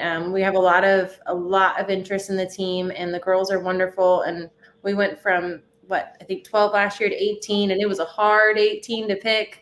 And I mean, we've got a girl right now that's a Houston cheerleader finalist. So, I mean, like the talent is wonderful and the girls are wonderful. And having both those sides is it's captivating what we wanted for this team from the beginning, but just growing in every aspect of the team, from football to operations to the cheerleaders to the staff. Everything. It's all about elevation and doing one step more each year, and we keep growing that way. And I think it's gonna show in the long run a lot. Yeah. Leah, was did you have any questions? I was just going to make a comment earlier. I think it's really interesting that Jordan was originally supposed to be the truck driver on the field. And I'm willing to bet once you put that T-shirt cannon in his hand, then that was it. It was over. Well, that was the next week's purchase. So Okay. like, 1 week without a t-shirt cannon, he was like, look, if I'm going to do this, I need a cannon. Was Jordan always creative with the graphics, or was this something that it just kind of spurred up an interest with him? Yes, he used to tell me all of his life from a little guy that when he grew up, he was going to be a tattoo artist. And I'm like, okay, just okay. Oh, all right. But he has always been like that. He would have drawings that he would do and draw on himself and draw on the walls. And yes, he's always been very creative. He has a very quick mind. So he thinks of something and he can instantly parlay that into whatever. So yes. So what words of advice would you give females and women who are interested in coming into football and sports to how to be successful?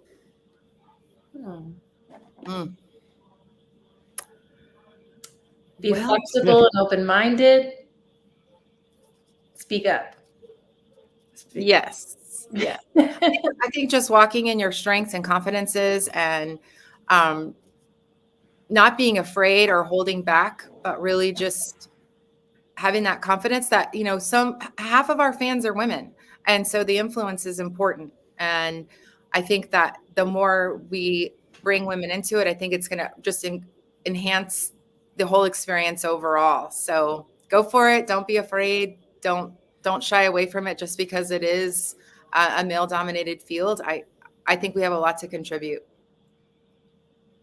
That's great. Well, both of you are now role models for the community of football and for the community of San Antonio. So growing up, who was your female role model? Both of y'all. Oh.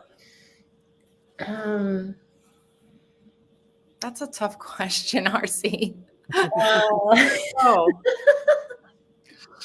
I don't know. I think maybe my Aunt Barbara.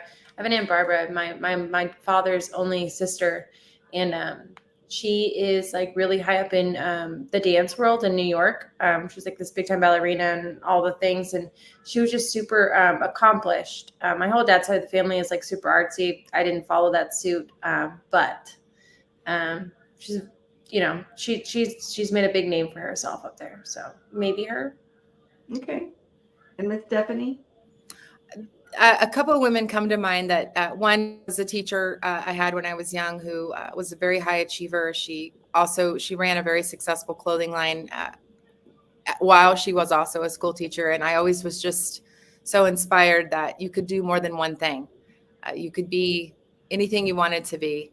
And the other was a pastor's wife who was just very inspiring to me, that no matter what hardships you face, she was dealing with something incredibly difficult and just modeled to me just the perseverance of what our impacts in life can be, regardless of what your circumstances may be.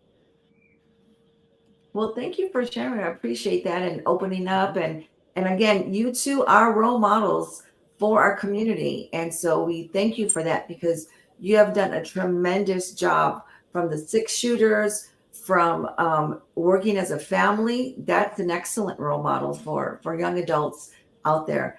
Any other questions from my podcast brothers? No, I really appreciate, like I said before, I have 3 girls, and I never really thought before about making things available for women in male-dominated sort of areas. Like, sports is my thing. And none of my girls are sports girls. Like, they didn't follow that path. But I love the fact that those opportunities are open and available for them. As a father, I paid a lot more attention to that than I ever did before I was a father. So watching women in sports has been a big thing for me over the last 10 years or so, because I'm like, hey, if they want to, I love that those opportunities exist, because there was a time they didn't. and it's still hard. So I really appreciate what you guys do, and so many ladies in the IFL. I know the IFL made a big deal about a month ago about the ladies that help with every team and some of the ownership. Green Bay, I think their ownership is a woman. That's exciting. That's exciting that there's a place all the way through our sport for ladies to get involved and to be a part of things. And I don't know have, that we're here for you as a podcast. We're here for you as the Gunslingers. Anything that you need support with, we would love to help you. And also with the 6-shooters, we always like to sponsor any young lady who wants to come to the training camps or any of the anything really. We're here for you. Thank you. yes, and I don't have anything to add that wasn't already said, but I definitely want to give April and Stephanie a chance to tell everyone about maybe some upcoming events or some exciting things that you want to share with the audience. Oh, I don't have my planner in front of me, but I do know Wednesdays meet the team at Matangas. So we'll have the players out there and some 6-shooters, and we'll have a lot of family-friendly things. We've got like a DJ, a bounce house, and some like a cornhole and things like that for everybody to enjoy. Thursday, if you're a season ticket holder, we've got that party at the Gunslinger Nation. So you'll have a tour of the facility that we all are amazed of. You'll get to see it firsthand and have the same kind of insight on what we're talking about. You'll see it firsthand. And then I know this Saturday, I think, we have Morgan's Wonderland Fiesta Medal event. So we'll be giving out Fiesta medals at Morgan's Wonderland. You can come check us out at. And then Monday, when they'll be in San Diego, we're going to have our watch party, which I believe is final. Yes. Good. Yes, it's good. Is that a yes? Okay. Which will be at main event on 151. We'll have a watch party at main event. And Nice. some deals where like the kids can play games and like laser tag or whatever. And we'll have some certain deals that they can kind of do. And we'll have a private room where we can all watch the game together and have our own audio and kind of be separate, so we can really all bond as a fan base as well. That sounds Very amazing. Nice. Yeah. Very Main event 151. What time? It's Monday at 8 p.m. is the game, our time in San Diego. So we'll probably get there. It's kind of late because we're going to be on the West Coast, so it'll be late for everybody here. But since the game doesn't start till 8, but I think it's 7:00 is when the party will start. The watch party will start at main event. Okay. So That's we'll be awesome. there. And I do want to comment. I think April, you mentioned the Fiesta medals, and I got to see one at Matanga's last week when I went for Branded, the coaches show, and I was there to go check that out. And someone had one of those medals, and they are nice. So those of you that are into Fiesta medals and collecting Fiesta medals, if you have an opportunity to get your hand on one of those and purchase one of those somewhere, then this is a really nice medal. We'll have some other Fiesta events coming up too, leading up to our Fiesta game, which is on April 18th. So there's quite a few events. I only just laid out the next week for you. And then of course, April 6th, home opener, Northern Arizona Wranglers coming to town. What's the theme that night? We generally run with the theme. Oh, it's the John Wayne Players of the Game that were honored throughout the last high school football season. You're going to be honoring them and paying special attention to them, right?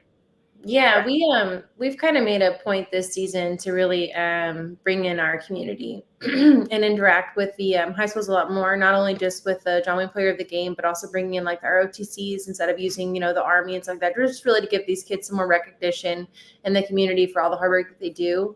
So there'll be a lot of things throughout the season that will integrate more. But for this game, yes, it'll be a player of the game. So there's 13 player of the week winners, and there's a player of the year winner. So we'll do a tribute to them. And Robert Tico is amazing, and he's made a great video for us to show that honors all of them as well. So it's gonna be a good one. Excellent. And if for some reason somebody doesn't know how to get a hold of season tickets, how would they do that? On our website, or you can contact Weston. Weston's number and email is on there as well. But season tickets are still going on. We still have the subscription plan right now. And if you get in before Thursday, you can come do the private tour of the facility as well. So Exciting. Perfect. Really cool. Perfect. Do you know Stephanie if and we're gonna April? have tailgating at the games at Joe Freeman? the Freeman is the Freeman, and they have some rules and regulations that we really can't do too much about at this point. But we are hoping later in the season to maybe open up Gunslinger Nation to do some things out there. But we're going to wait until we get settled and get a couple games under our belt in this new league and make sure that we're not stretching ourselves too thin to make it a great experience for everybody. So for right now, no. But if the opportunity comes in the future, we'll definitely let our fans know. Perfect. Excellent. Well, ladies, we've enjoyed having you on. We are going to let you go. I think Leo's going to have to drop on us for a second, too. He's going to be leaving to go be a guest on another podcast. We're in high demand. That's the way the Smokin Gunz roll. April and Stephanie, thank you so much for coming on and spending time with us. We can't wait Thank you for to having get us. into the so much. season and Much be love. a part of things. Much Appreciate respect. you. Appreciate you. Leo's going to drop off here in a minute. Before he does, I want to mention that one of the things that we've talked about is our Smokin Gunz fan jersey. And I told Leo I had news about this, but I hadn't told him what it was yet. They are en route from China currently. Jordan expects them probably within the next couple of days. He was hoping they were in a shipment that came in last week. They didn't end up being in that box. If you were one of the folks that purchased one of our jerseys, or you're one of our patrons or one of us, because we all are getting one too, then you need to know that they're on their way. We're trying to get them to you by game time. That was what we wanted to do, but they are coming from China, and that's the way things work sometimes. Leo, where are you going? What show are you going to spend time with? Where are you going? Who's more important than us? I'm going What over is with this? Amanda and Ed on the show. I believe it's called The Bottom Line. The bottom line, it's part of the Fuel Sports Network. They're going Yes. to be talking about Bramhas and DC Defenders. Go check that out later after you finish up the show with us. Go check out The Bottom Line and see Leo. Leo, enjoy your time over there, and plug the podcast at least 5 times. Okay? I was shooting for 8 at least. Okay. Perfect. 8 Perfect. works with me. All Well, right, guys. we're gonna replace Leo with somebody who is just as important, maybe more. No, not more important. It's Stephanie Stubing's husband. His name is James Stubing. He is the president of the San Antonio Gunslingers. I almost said president and general manager because I was still stuck in like last year's talk. Yeah. But that's Coach Tom Manas now. He's the general Absolutely. manager. Yep. You're just the president. Are you excited? Have you been watching IFL football these last 2 weeks? And we've watched every game so far. All right. Have you really? Then you should be watching a game right now, because my understanding is there's a game right now. There Yeah, is. Jordan, I hop watched a on. little If you've bit got the before. link, jump on. I was watching a little bit of it earlier. I excited. Heck yeah. I mean, we've got everything going on. We've got, we feel like we're setting the bar high for others. And, that's we're humble about it. We're excited about it. And we're doing things that we feel are like pushing the envelope. We're always about elevating year to year. And when y'all were talking to Stephanie, I was like, this year is hectic compared to the first year, only because we put it on ourselves to do that much better. Right. So we raised the bar on ourselves, and and everybody in the organization is about making that happen. So. All right, and Jordan joining us too. April Stubing's husband, Jordan, joining us too. Are you guys going to San Diego? Or are you staying here? I'm going, but Jordan and April are staying to run the watch party. We got stuff to do over here. Yeah, Sure. Steph and I are going. Main event. That's a really cool place to have a watch party. What made you think of that?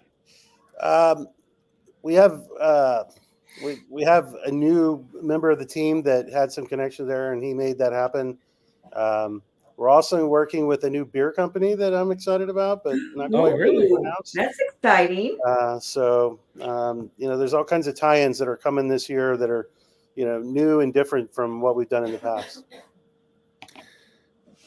I've also noticed that you have a lot more sponsors that seems like every other day you have a new sponsor, and I try my best to promote it, but sometimes I fall behind because there's so many.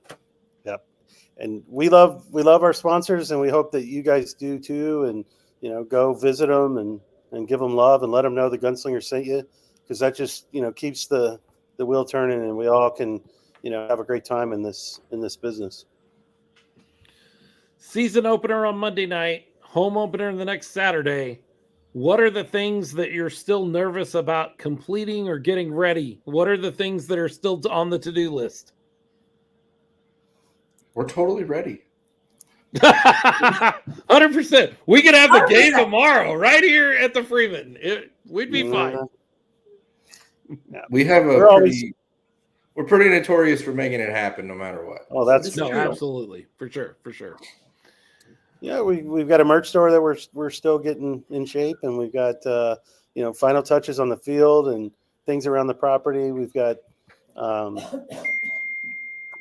planning for opening night at the Freeman for the home game, and making sure that we make it a lot of fun for kids, moms, dads, everybody. So again, lots of pressure we put on ourselves to really raise the bar each game and each year. You've raised the bar. What has been the most fulfilling thing to see come to fruition? You've gotten a new coach, you've gotten a new league, you've put a new building together, you've signed basically an all new team. We're going to talk here in a second about the fact that there is only one coach and one player that I know of that are holdovers from last year. So you've signed a whole new team. What part of that have you watched come to fruition and just been like, wow, I didn't think we were going to do that, or I wasn't sure that was going to happen? Jordan, do you want to share? For me, it's the facility.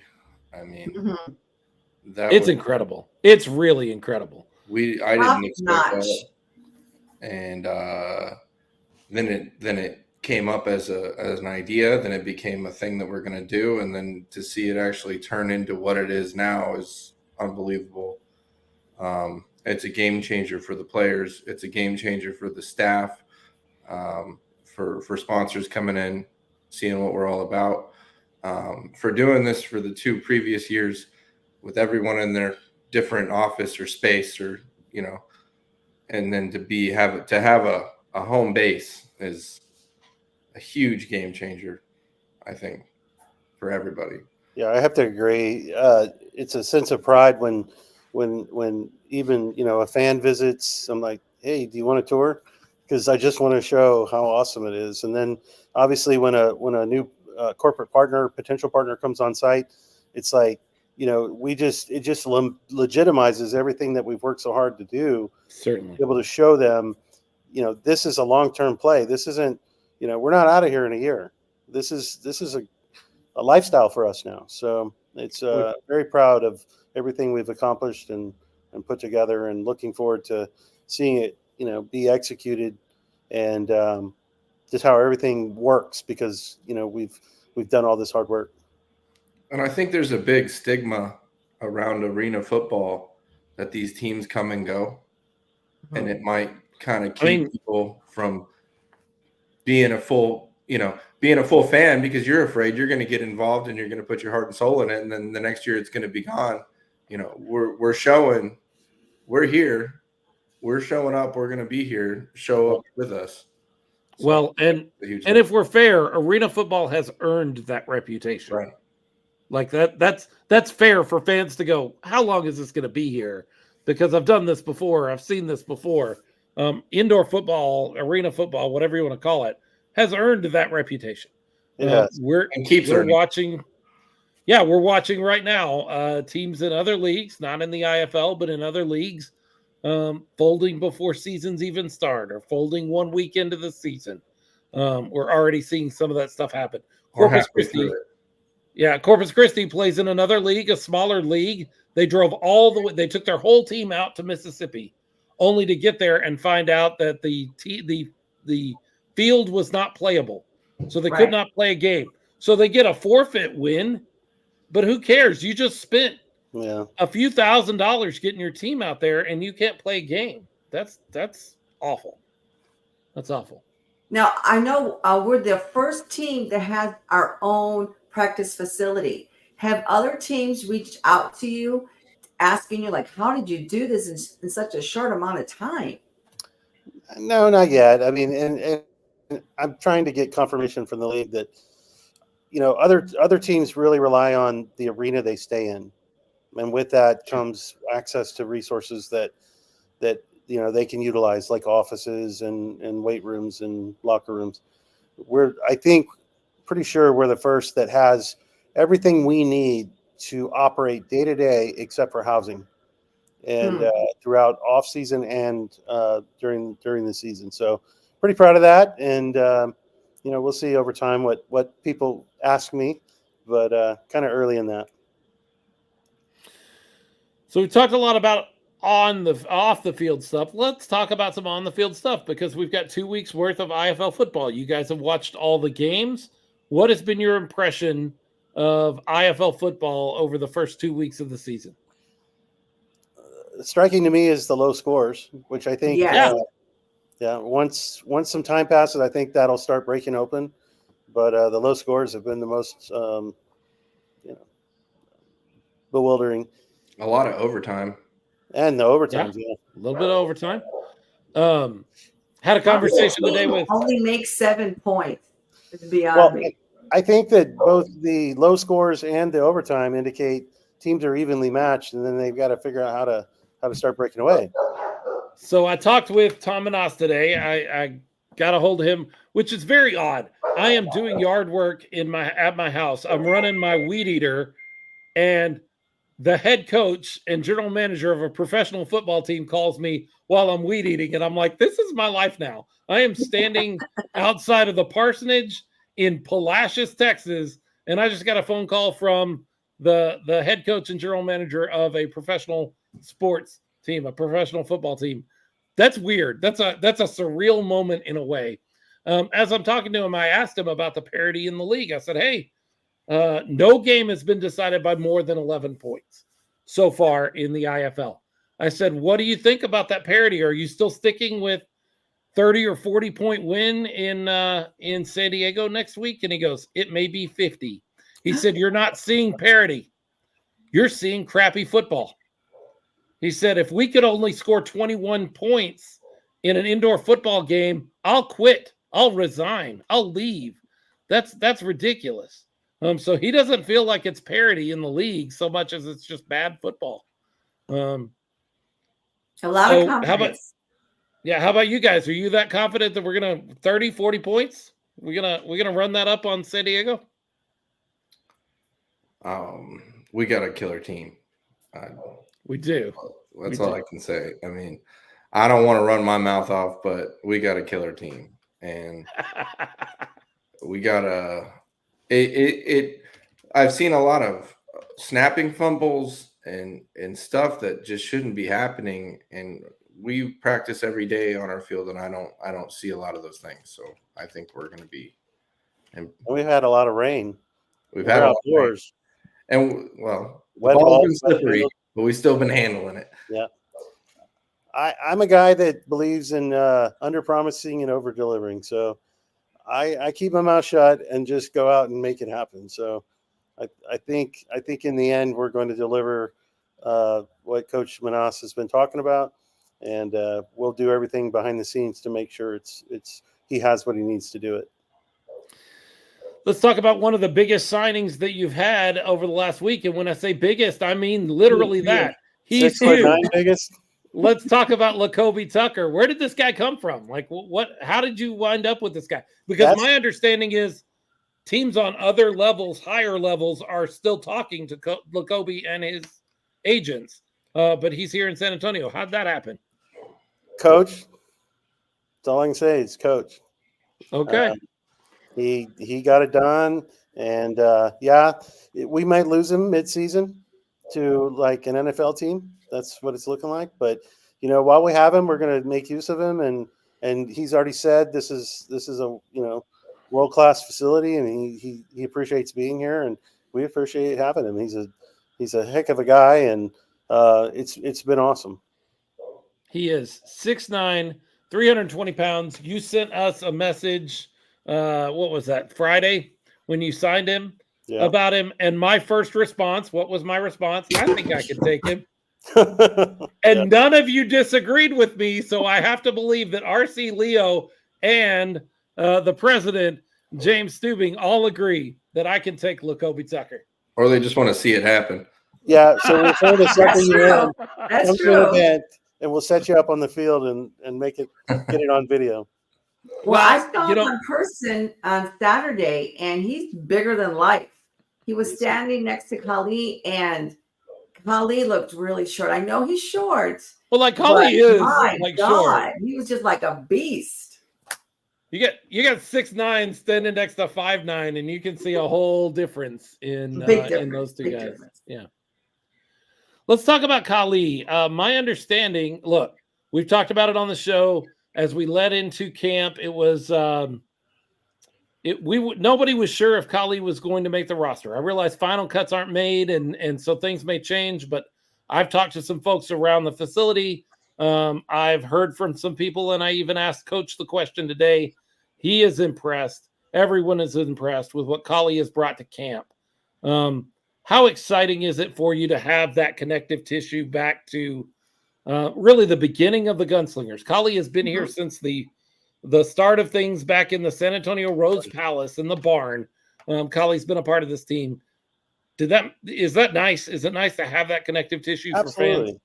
The continuity is, super important, and to have his skill set, and then hopefully this year, not hopefully, but expecting this year that he'll have the opportunities to really let his talent shine and be able to do the things he's capable of in this league, and looking forward to that, and just so glad that continuity is coming with him. There is one other player, Michael Wade. Oh yeah. Yeah. So came in about mid-season last year. Yeah. And he's with us, and he's coach claims him as his player, not a gunslinger, because he played with Albany back in the day. So Leo's back. Leo. Yeah, Harvey too. Back. Michael Harvey, sorry. So yes. Yep. So he's definitely so we got two players that have continued from last year. But Kali, so glad to have Kali, and he and I talk, and I spoke with his dad a couple of days ago. Just really cool for Kali to see what this team has, with the facility and everything we're doing. It's so great to have him with us and continue the journey with him. There you go. Because he has also been there every step of the way. He has seen every iteration of the Gunslingers from the Rose Palace all the way through to Gunslinger Nation, which, absolutely, wow, the chasm between those two things is just incredible. In 4 years, this franchise has come a long way, and it's thanks to you guys and your hard work. And I also see the huge involvement with the community. Can you talk a little bit about Read Across America, I think, and what the league is doing and the Gunslingers with that? There's quite a few initiatives that they're working on. Even your you would appreciate the Women in Sports initiative that they've had. Yeah. But Reading Across America is one of the things that they want to, we're always looking for opportunities to connect with the community and be available for that. We had the Hunger Drive with Trey Ware, and also trying to make connections with Salvation Army to be able to connect. So it's just another way for us to give back to the community around us and be involved and let our players have those opportunities to serve and enjoy that privilege. April checking in says we have one player and one 6-shooter that have come all the way from the Rose Palace days to today, and one podcast Yes. that has done that as well. There you go. We were there from the start of all that. More excited to get on the field and see what happens on Monday night, or get home and have that first home game? Both are big starts. Well, we're very excited, and I'll be out there at the watch party. Anything you want me to bring? You want me to bring some pom-poms, any Sure. music makers, sound makers? I need Bring some of RC's famous Jello shots. Oh, can we do that? Hey, RC, it is my birthday. Ooh, If you bring some that's Jello right. shots, that Well, we're having a birthday cake. I Yeah. can tell you that. I'm just kidding, but there's challenges and excitement with both of them. I mean, we're just getting ready for both, but I'm super excited to be at the first watch party, and I'm super excited to be there for that first game. I think we bring a level of entertainment that hasn't been seen yet so far this season in the IFL. Excuse me. So I'm excited to show everybody what we got and what we bring to the table. So Very cool. Very cool. We are too. RC, bring your cowbells to the Okay, watch. I can do that. And I think the water. I'm actually jealous because I'll fly into San Diego for the game, but and then after that, I'll be doing the Vegas trip, and then after that, I think it's the Frisco trip. So I'm gonna miss like the first month of watch parties, and I'm kind of sad about that. But Well, just watch the Smokin Gunz, and we'll keep you well informed. okay. Yeah, we'll let you know what happened. We'll let you know. We picked the main event because not only does it have a really cool, it has two like 48 seat spaces that you can pull the door, but the wall back and make it 100. But it has overflow. It's got pool tables and shuffleboard. But there's a lot of stuff for the kids to do, and we've got 4 game packs that they're going to make with bowling and arcade and all that they do. They're going to put them together for the Gunslingers at a discount, and we're looking forward to those being available to everybody that brings their family. So it's like, why wouldn't you go? I mean, you can enjoy football where your kids are doing what they like to do, or be a part of it too if they want. So it's pretty awesome. Exciting. Cool. well, as Jordan, a one of father I mean, it's huge. Yeah. It is huge. Hey, Jordan, one of the things that you're most known for is putting together fan jerseys. I've got one on tap that you sent me a little earlier that I want to show everybody. But what else is on tap? So you've got a 6-shooter jersey that's coming out. There's the mock-up of that. It's pink, white, and black. Yes. The 24 guns up. I've got. Also, Go ahead.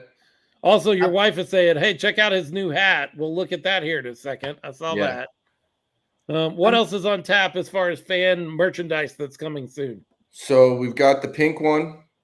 We've got to start off the season. I just kind of kept it back to the basics, and I did a black, a white, a blue, and a red, just basic fan jersey that kind of updates things with the IFL logo, updated year, but it's just kind of your core jersey for this first game starting off. After that, we'll get into some of the crazier things that I do as far as fan jerseys go. But that's for the startup. I also made some regular stretch fit hats. Not everybody likes the trucker style, which is my favorite personally. Stretch fit hats that have some really nice placements, has the logo on the front, has guns up on the side, Gunslingers across the back, and small and large, so anybody can get what they need there. I made a limited series of hats. This is I call this the Killer Cowboys. Ooh, I love it. It's a black and red theme. I don't have all of them right here with me, but I do have another one, which is the Get Your Guns Up. Oh, nice. And I have a couple more. I have one that logo into it. I have one that has a football with barbed wire as the laces, and it says Gunslingers underneath. And there's different styles. So this one's red. There's a blue front. There's an all white, and they all have different color ropes. So there's a blue rope, a red rope, and I kind of made a variety of options so people can pick whatever they're into. I think those are going to be a big hit. And then I plan to come out with a specifically themed limited edition jersey for every home game that we have this season. Nice. I'm getting poor by the every second home over game? here. I'm getting poor That's by my the plan. second over I'm here. not promising anything, but that's my plan. Hey, Well, Jordan. we talked to your mom earlier, and she said when you were younger, you wanted to be a tattoo artist. I did. Have you thought about creating a tattoo for the Gunslingers? Well, Or do you already have one? I've thought about getting one. Okay. Yeah. I haven't created anything, but if anybody wants to reach out, I might be able to help them out with that. We could come up with something. April just handed me my other one. This is the old school logo with the white, and it has the blue rope. And then like I said, I have different styles of everything. So some of these are red, some of these are white. There's a variety, but So talented. we're coming up with stuff. Thank you.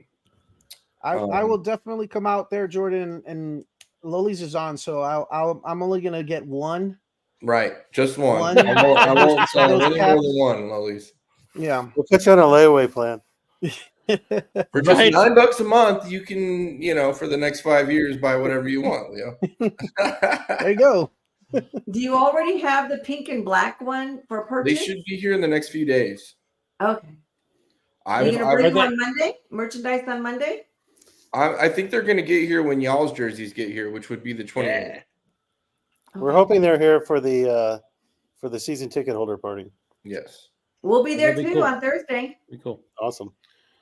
So I've put my jersey guy through the ringer the last couple weeks, but they should be here by the 28th. Well, I'm sure he likes making money. So I mean, I'm sure he's okay with it. Yeah, we're doing all right. We're gonna start wrapping things up. Jordan and James, we're excited for the season. Excited to get everything kicked off. This offseason went by really fast, but that's because there was a lot to do, and it just seems like we got done playing not when we wanted to or not how we wanted to in July, but it has flown since then because of turning over the whole team, building the facility, hiring Tom Manath, transferring over to the IFL, all of the resources that you guys have put into this. Tell us one more thing, James. How many people have responded? What's a crowd going to look like on April 6th for that first home game? Like season tickets are 5x or more. Everything media requests, everything is just on a new level times 5 to 10. It's going to be, I think we're going to have a much bigger crowd and a lot more energy at every game. If you Can I didn't still catch ride in the that, truck? What's that? Can I still ride in the truck? You can ride in the truck, RC. in case you missed that, I just want to point out what James Stuving just said. Season tickets are 5 times what they were previously. We amazing. didn't have bad crowds last year. Like we had solid Mhm. crowds. We would love for them to have been bigger. Yes. But 5 times season ticket holders That's is bigger. huge. Huge. Mark Yamaguchi brings up a great deal that I think I've been talking about for a while, but I didn't say it. Mark said it. How about some Magellan style fishing shirts, Columbia Magellan style fishing shirts? I second Mark's proposal here. I am all on board for a fishing shirt. Hey, one jump back. I mean, we're a city of what, 1.5 to 2 million, depending on where you measure the DMA. 8,000 is nothing. Come on.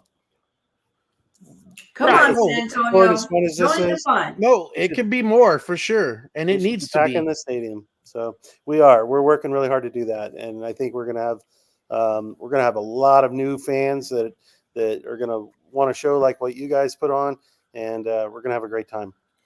And I think that just in this last off season, I've seen so much more people noticing who we are and recognizing us. And I drive around in the truck all day. I get honked at. I get guns up. I get people waving at me on the street. You can feel that this is building. The That's energy. awesome. We're getting there. That's cool. That's so cool. It's super exciting. So, and as far as the fishing shirts, if y'all want it, we can put it there.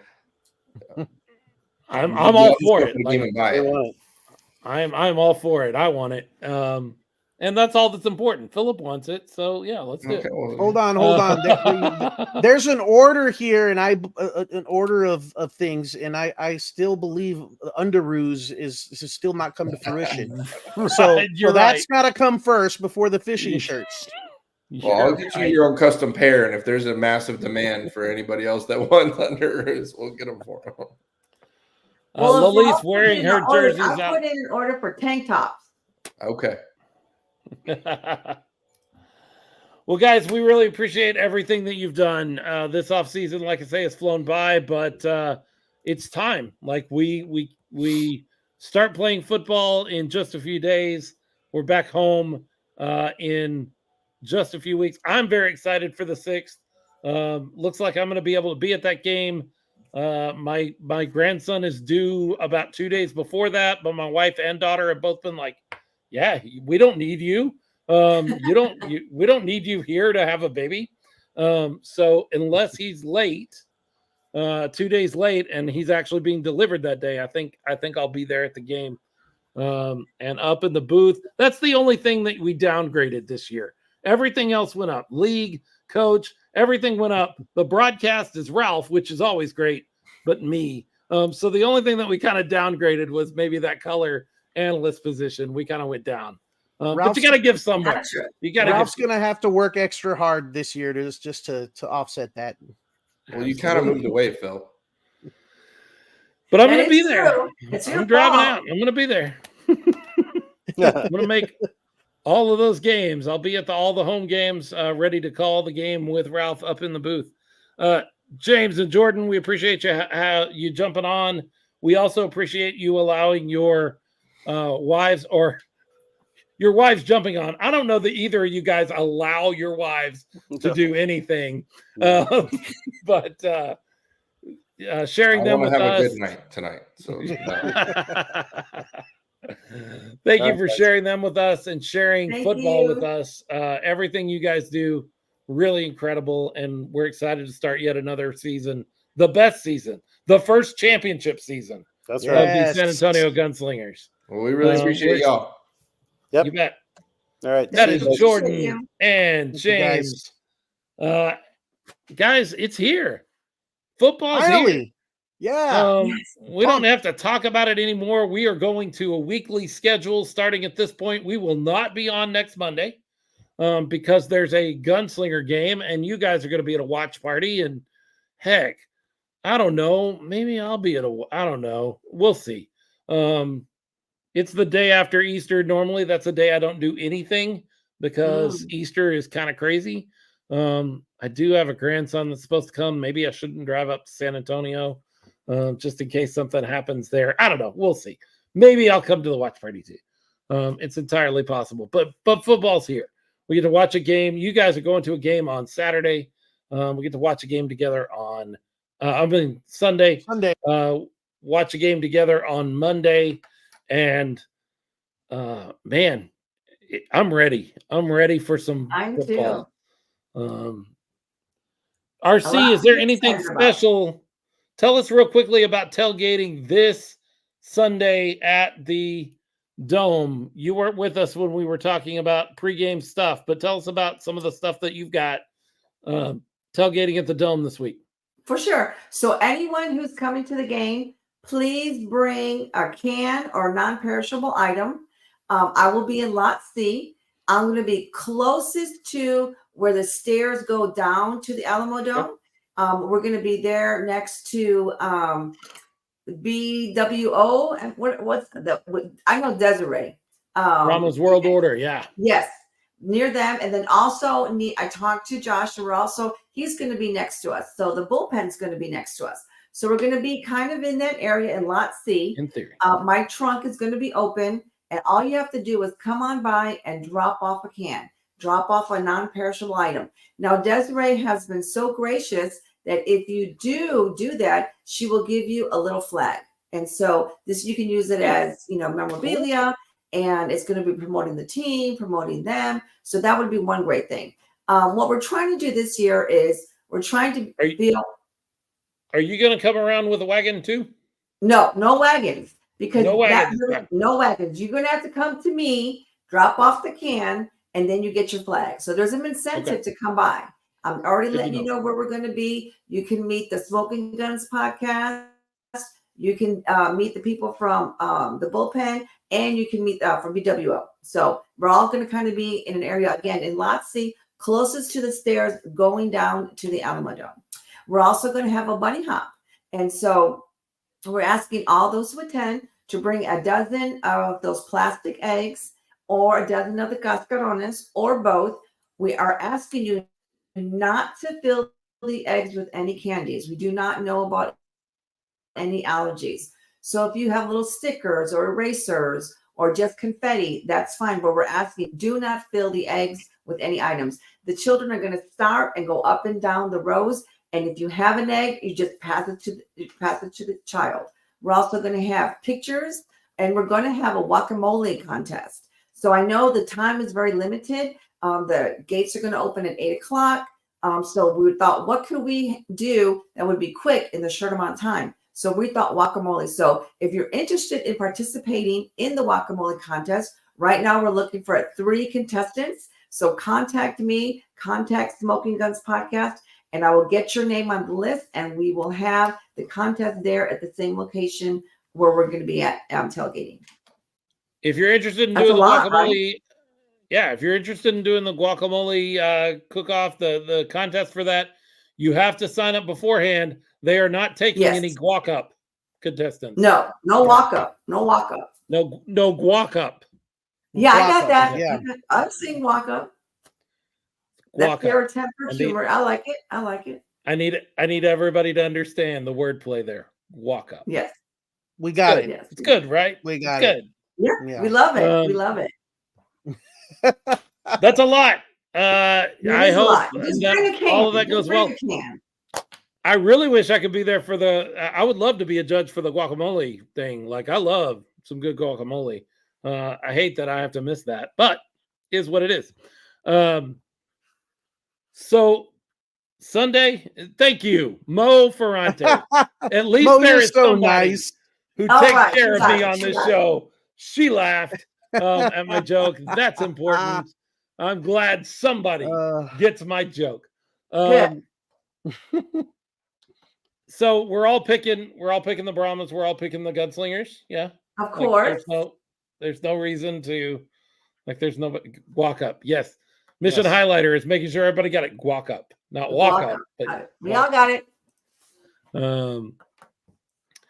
And just so for the future, Mr. Munchies, he's one of a food critic that's pretty popular here in San Antonio. I did reach out to him to see if he could be one of the contestants. He could not this game, but for the next game, he really wants to be one of the contestants. That's going to be huge to have him as one of our judges for the contest that we have, the food contest that we have next game, next tailgate. Gridiron says Bramhas with the upset. I don't know that there's any such thing as an upset. Nobody knows anything. Nobody knows. But let them hate. Everybody thinks the DC is going to come in, but yeah, we'll see what happens. No Jordan Teamu, right? He's not part of the DC anymore. No, Jordan Teamu has re-signed and will be with them. What they're missing is last year's MVP, Abram Smith, knee injury, out for the season. So he was their offense. So yeah, it's very unfortunate. And I truly think he was the most potent part of their offense. I know there was a lot of talk about Jordan Teamu and Ben DiNucci and who should be the MVP and AJ McCarron and all of those talks. I thought Abram Smith was the most valuable player on any team last season, and it stinks that he got early in camp, tore up his knee. That just awful. Yeah. That's an awful way. Jay Washington making a late appearance. Well, you caught us just as we were about to sign off. And to Thanks, that Jay. end, Smokin Gunz Podcast is brought to you by our amazing and wonderful patrons, Jay being one of those. Texas Pete, Alfred Rodriguez, James Palmer, Jay Washington, Jordan Stubing, James Stubing, Kim and Greg Nelson, and Mo and Iris Ferrante. They make the show go. Yes, They you do. are so important for everything that we do. And you can join that group if you appreciate what we do and you just want to help us make this show work. You can log on to patreon.com/Smokin Gunz Pod. That's smoking no G, guns with a Z, POD. And you can sign up at a $5, $10, or $20 level to help us make the show go. When we have special things, they are the first ones to know or be involved in any of that. Hi, John. To go and sign up. John Navarez, part of the ticket crew over at the Bramhas. We're excited, man. We're excited for some Brahma. He's here for the Football. Chase train. Chase Garbers, QB1. I There think it he's going to is. shock some people. I'm very impressed. I'm very excited to see what he brings to the table. I'm glad it's not. Look, now I can say this. Now that we said it's not Quentin Dormady, I was a little frustrated with a retread, which I think of Quentin Dormady as a spring football retread. He's tried several times. He hasn't been as successful. Who knows? Maybe this would be the time that he's successful. But I am excited about somebody new. I'm excited to see how that works out.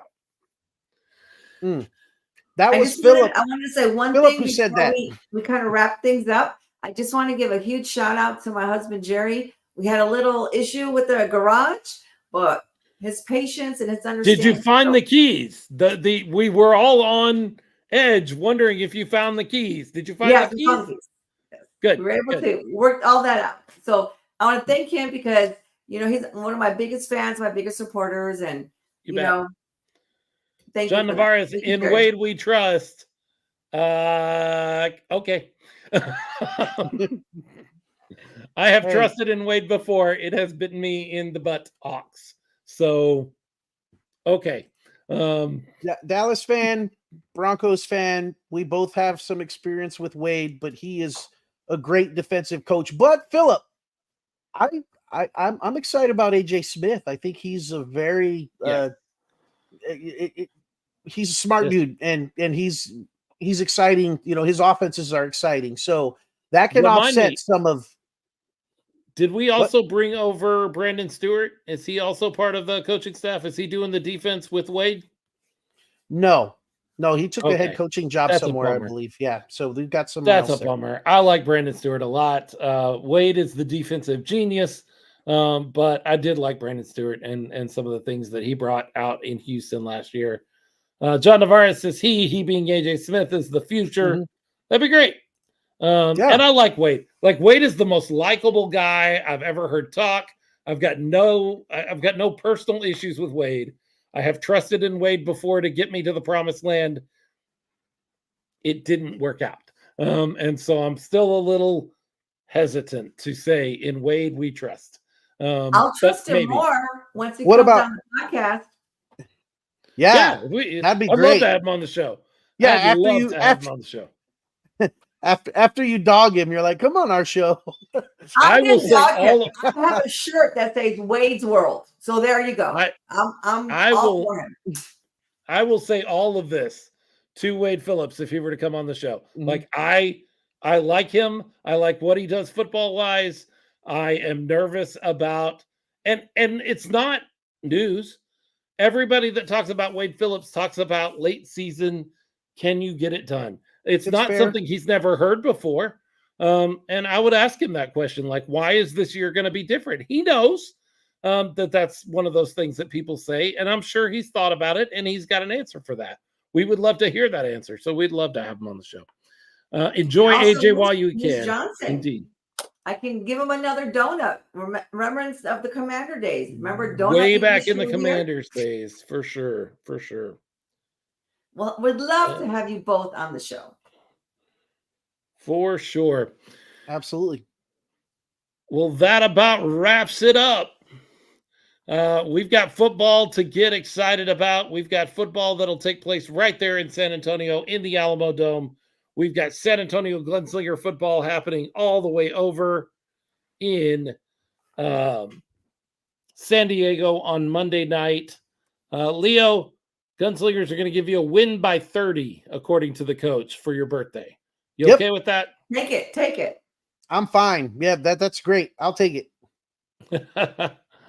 Well, when it comes to football, whether it's the 100-yard variety or the 50-yard fight, whether it's in the arena or on the outdoor field, depending on what you call the outdoor field, all the way up in San Diego or down in northern Arizona, in Michigan or Houston, all the way over in Jacksonville or maybe up in Tulsa, no matter where they play football, when it comes to professional football, the 210 has got something to say. Bang, bang. All right. Thank you so much for you guys that are hanging out on Twitter. No, we're not on Twitter anymore with that. We do Facebook and we do YouTube. Appreciate you guys for hanging with us. Make sure you download the audio version of the show tomorrow. And Fuel. thanks so much. Did you say anything about Fuel? Yeah, go Yes. download Fuel on your Roku TV or Fire Stick. your Fire Stick. Our understanding, it hasn't been set out right, and they may get mad at me for sharing this, but I don't care. But we had a meeting with everybody in Fuel yesterday. And one of the things that we all heard, even though it wasn't said out loud, is that the number one show on Fuel, Smokin Gunz Podcast. Woohoo! Now that may change. Yeah. But we're gonna go, ha. Yeah. And they then come out also and say tomorrow, that. we're They going to have said it. 3 of the 6 shooters. Yes, you're gonna have 3 of the 6 shooters on tomorrow. I gotta set At up that 7 link, by p.m. the way. So tune in for that and enjoy that. That will not be live on Fuel because there are other things going on in that time slot, but it will be up there afterwards. They will download that to the Fuel Network, but you can catch that on Facebook and YouTube. All right. Thank you so much for hanging out with us. We enjoy all of you 6 folks that hung on with us all the way to the end. Appreciate you. Troopers, Thank we you appreciate so you. much. Thanks, guys.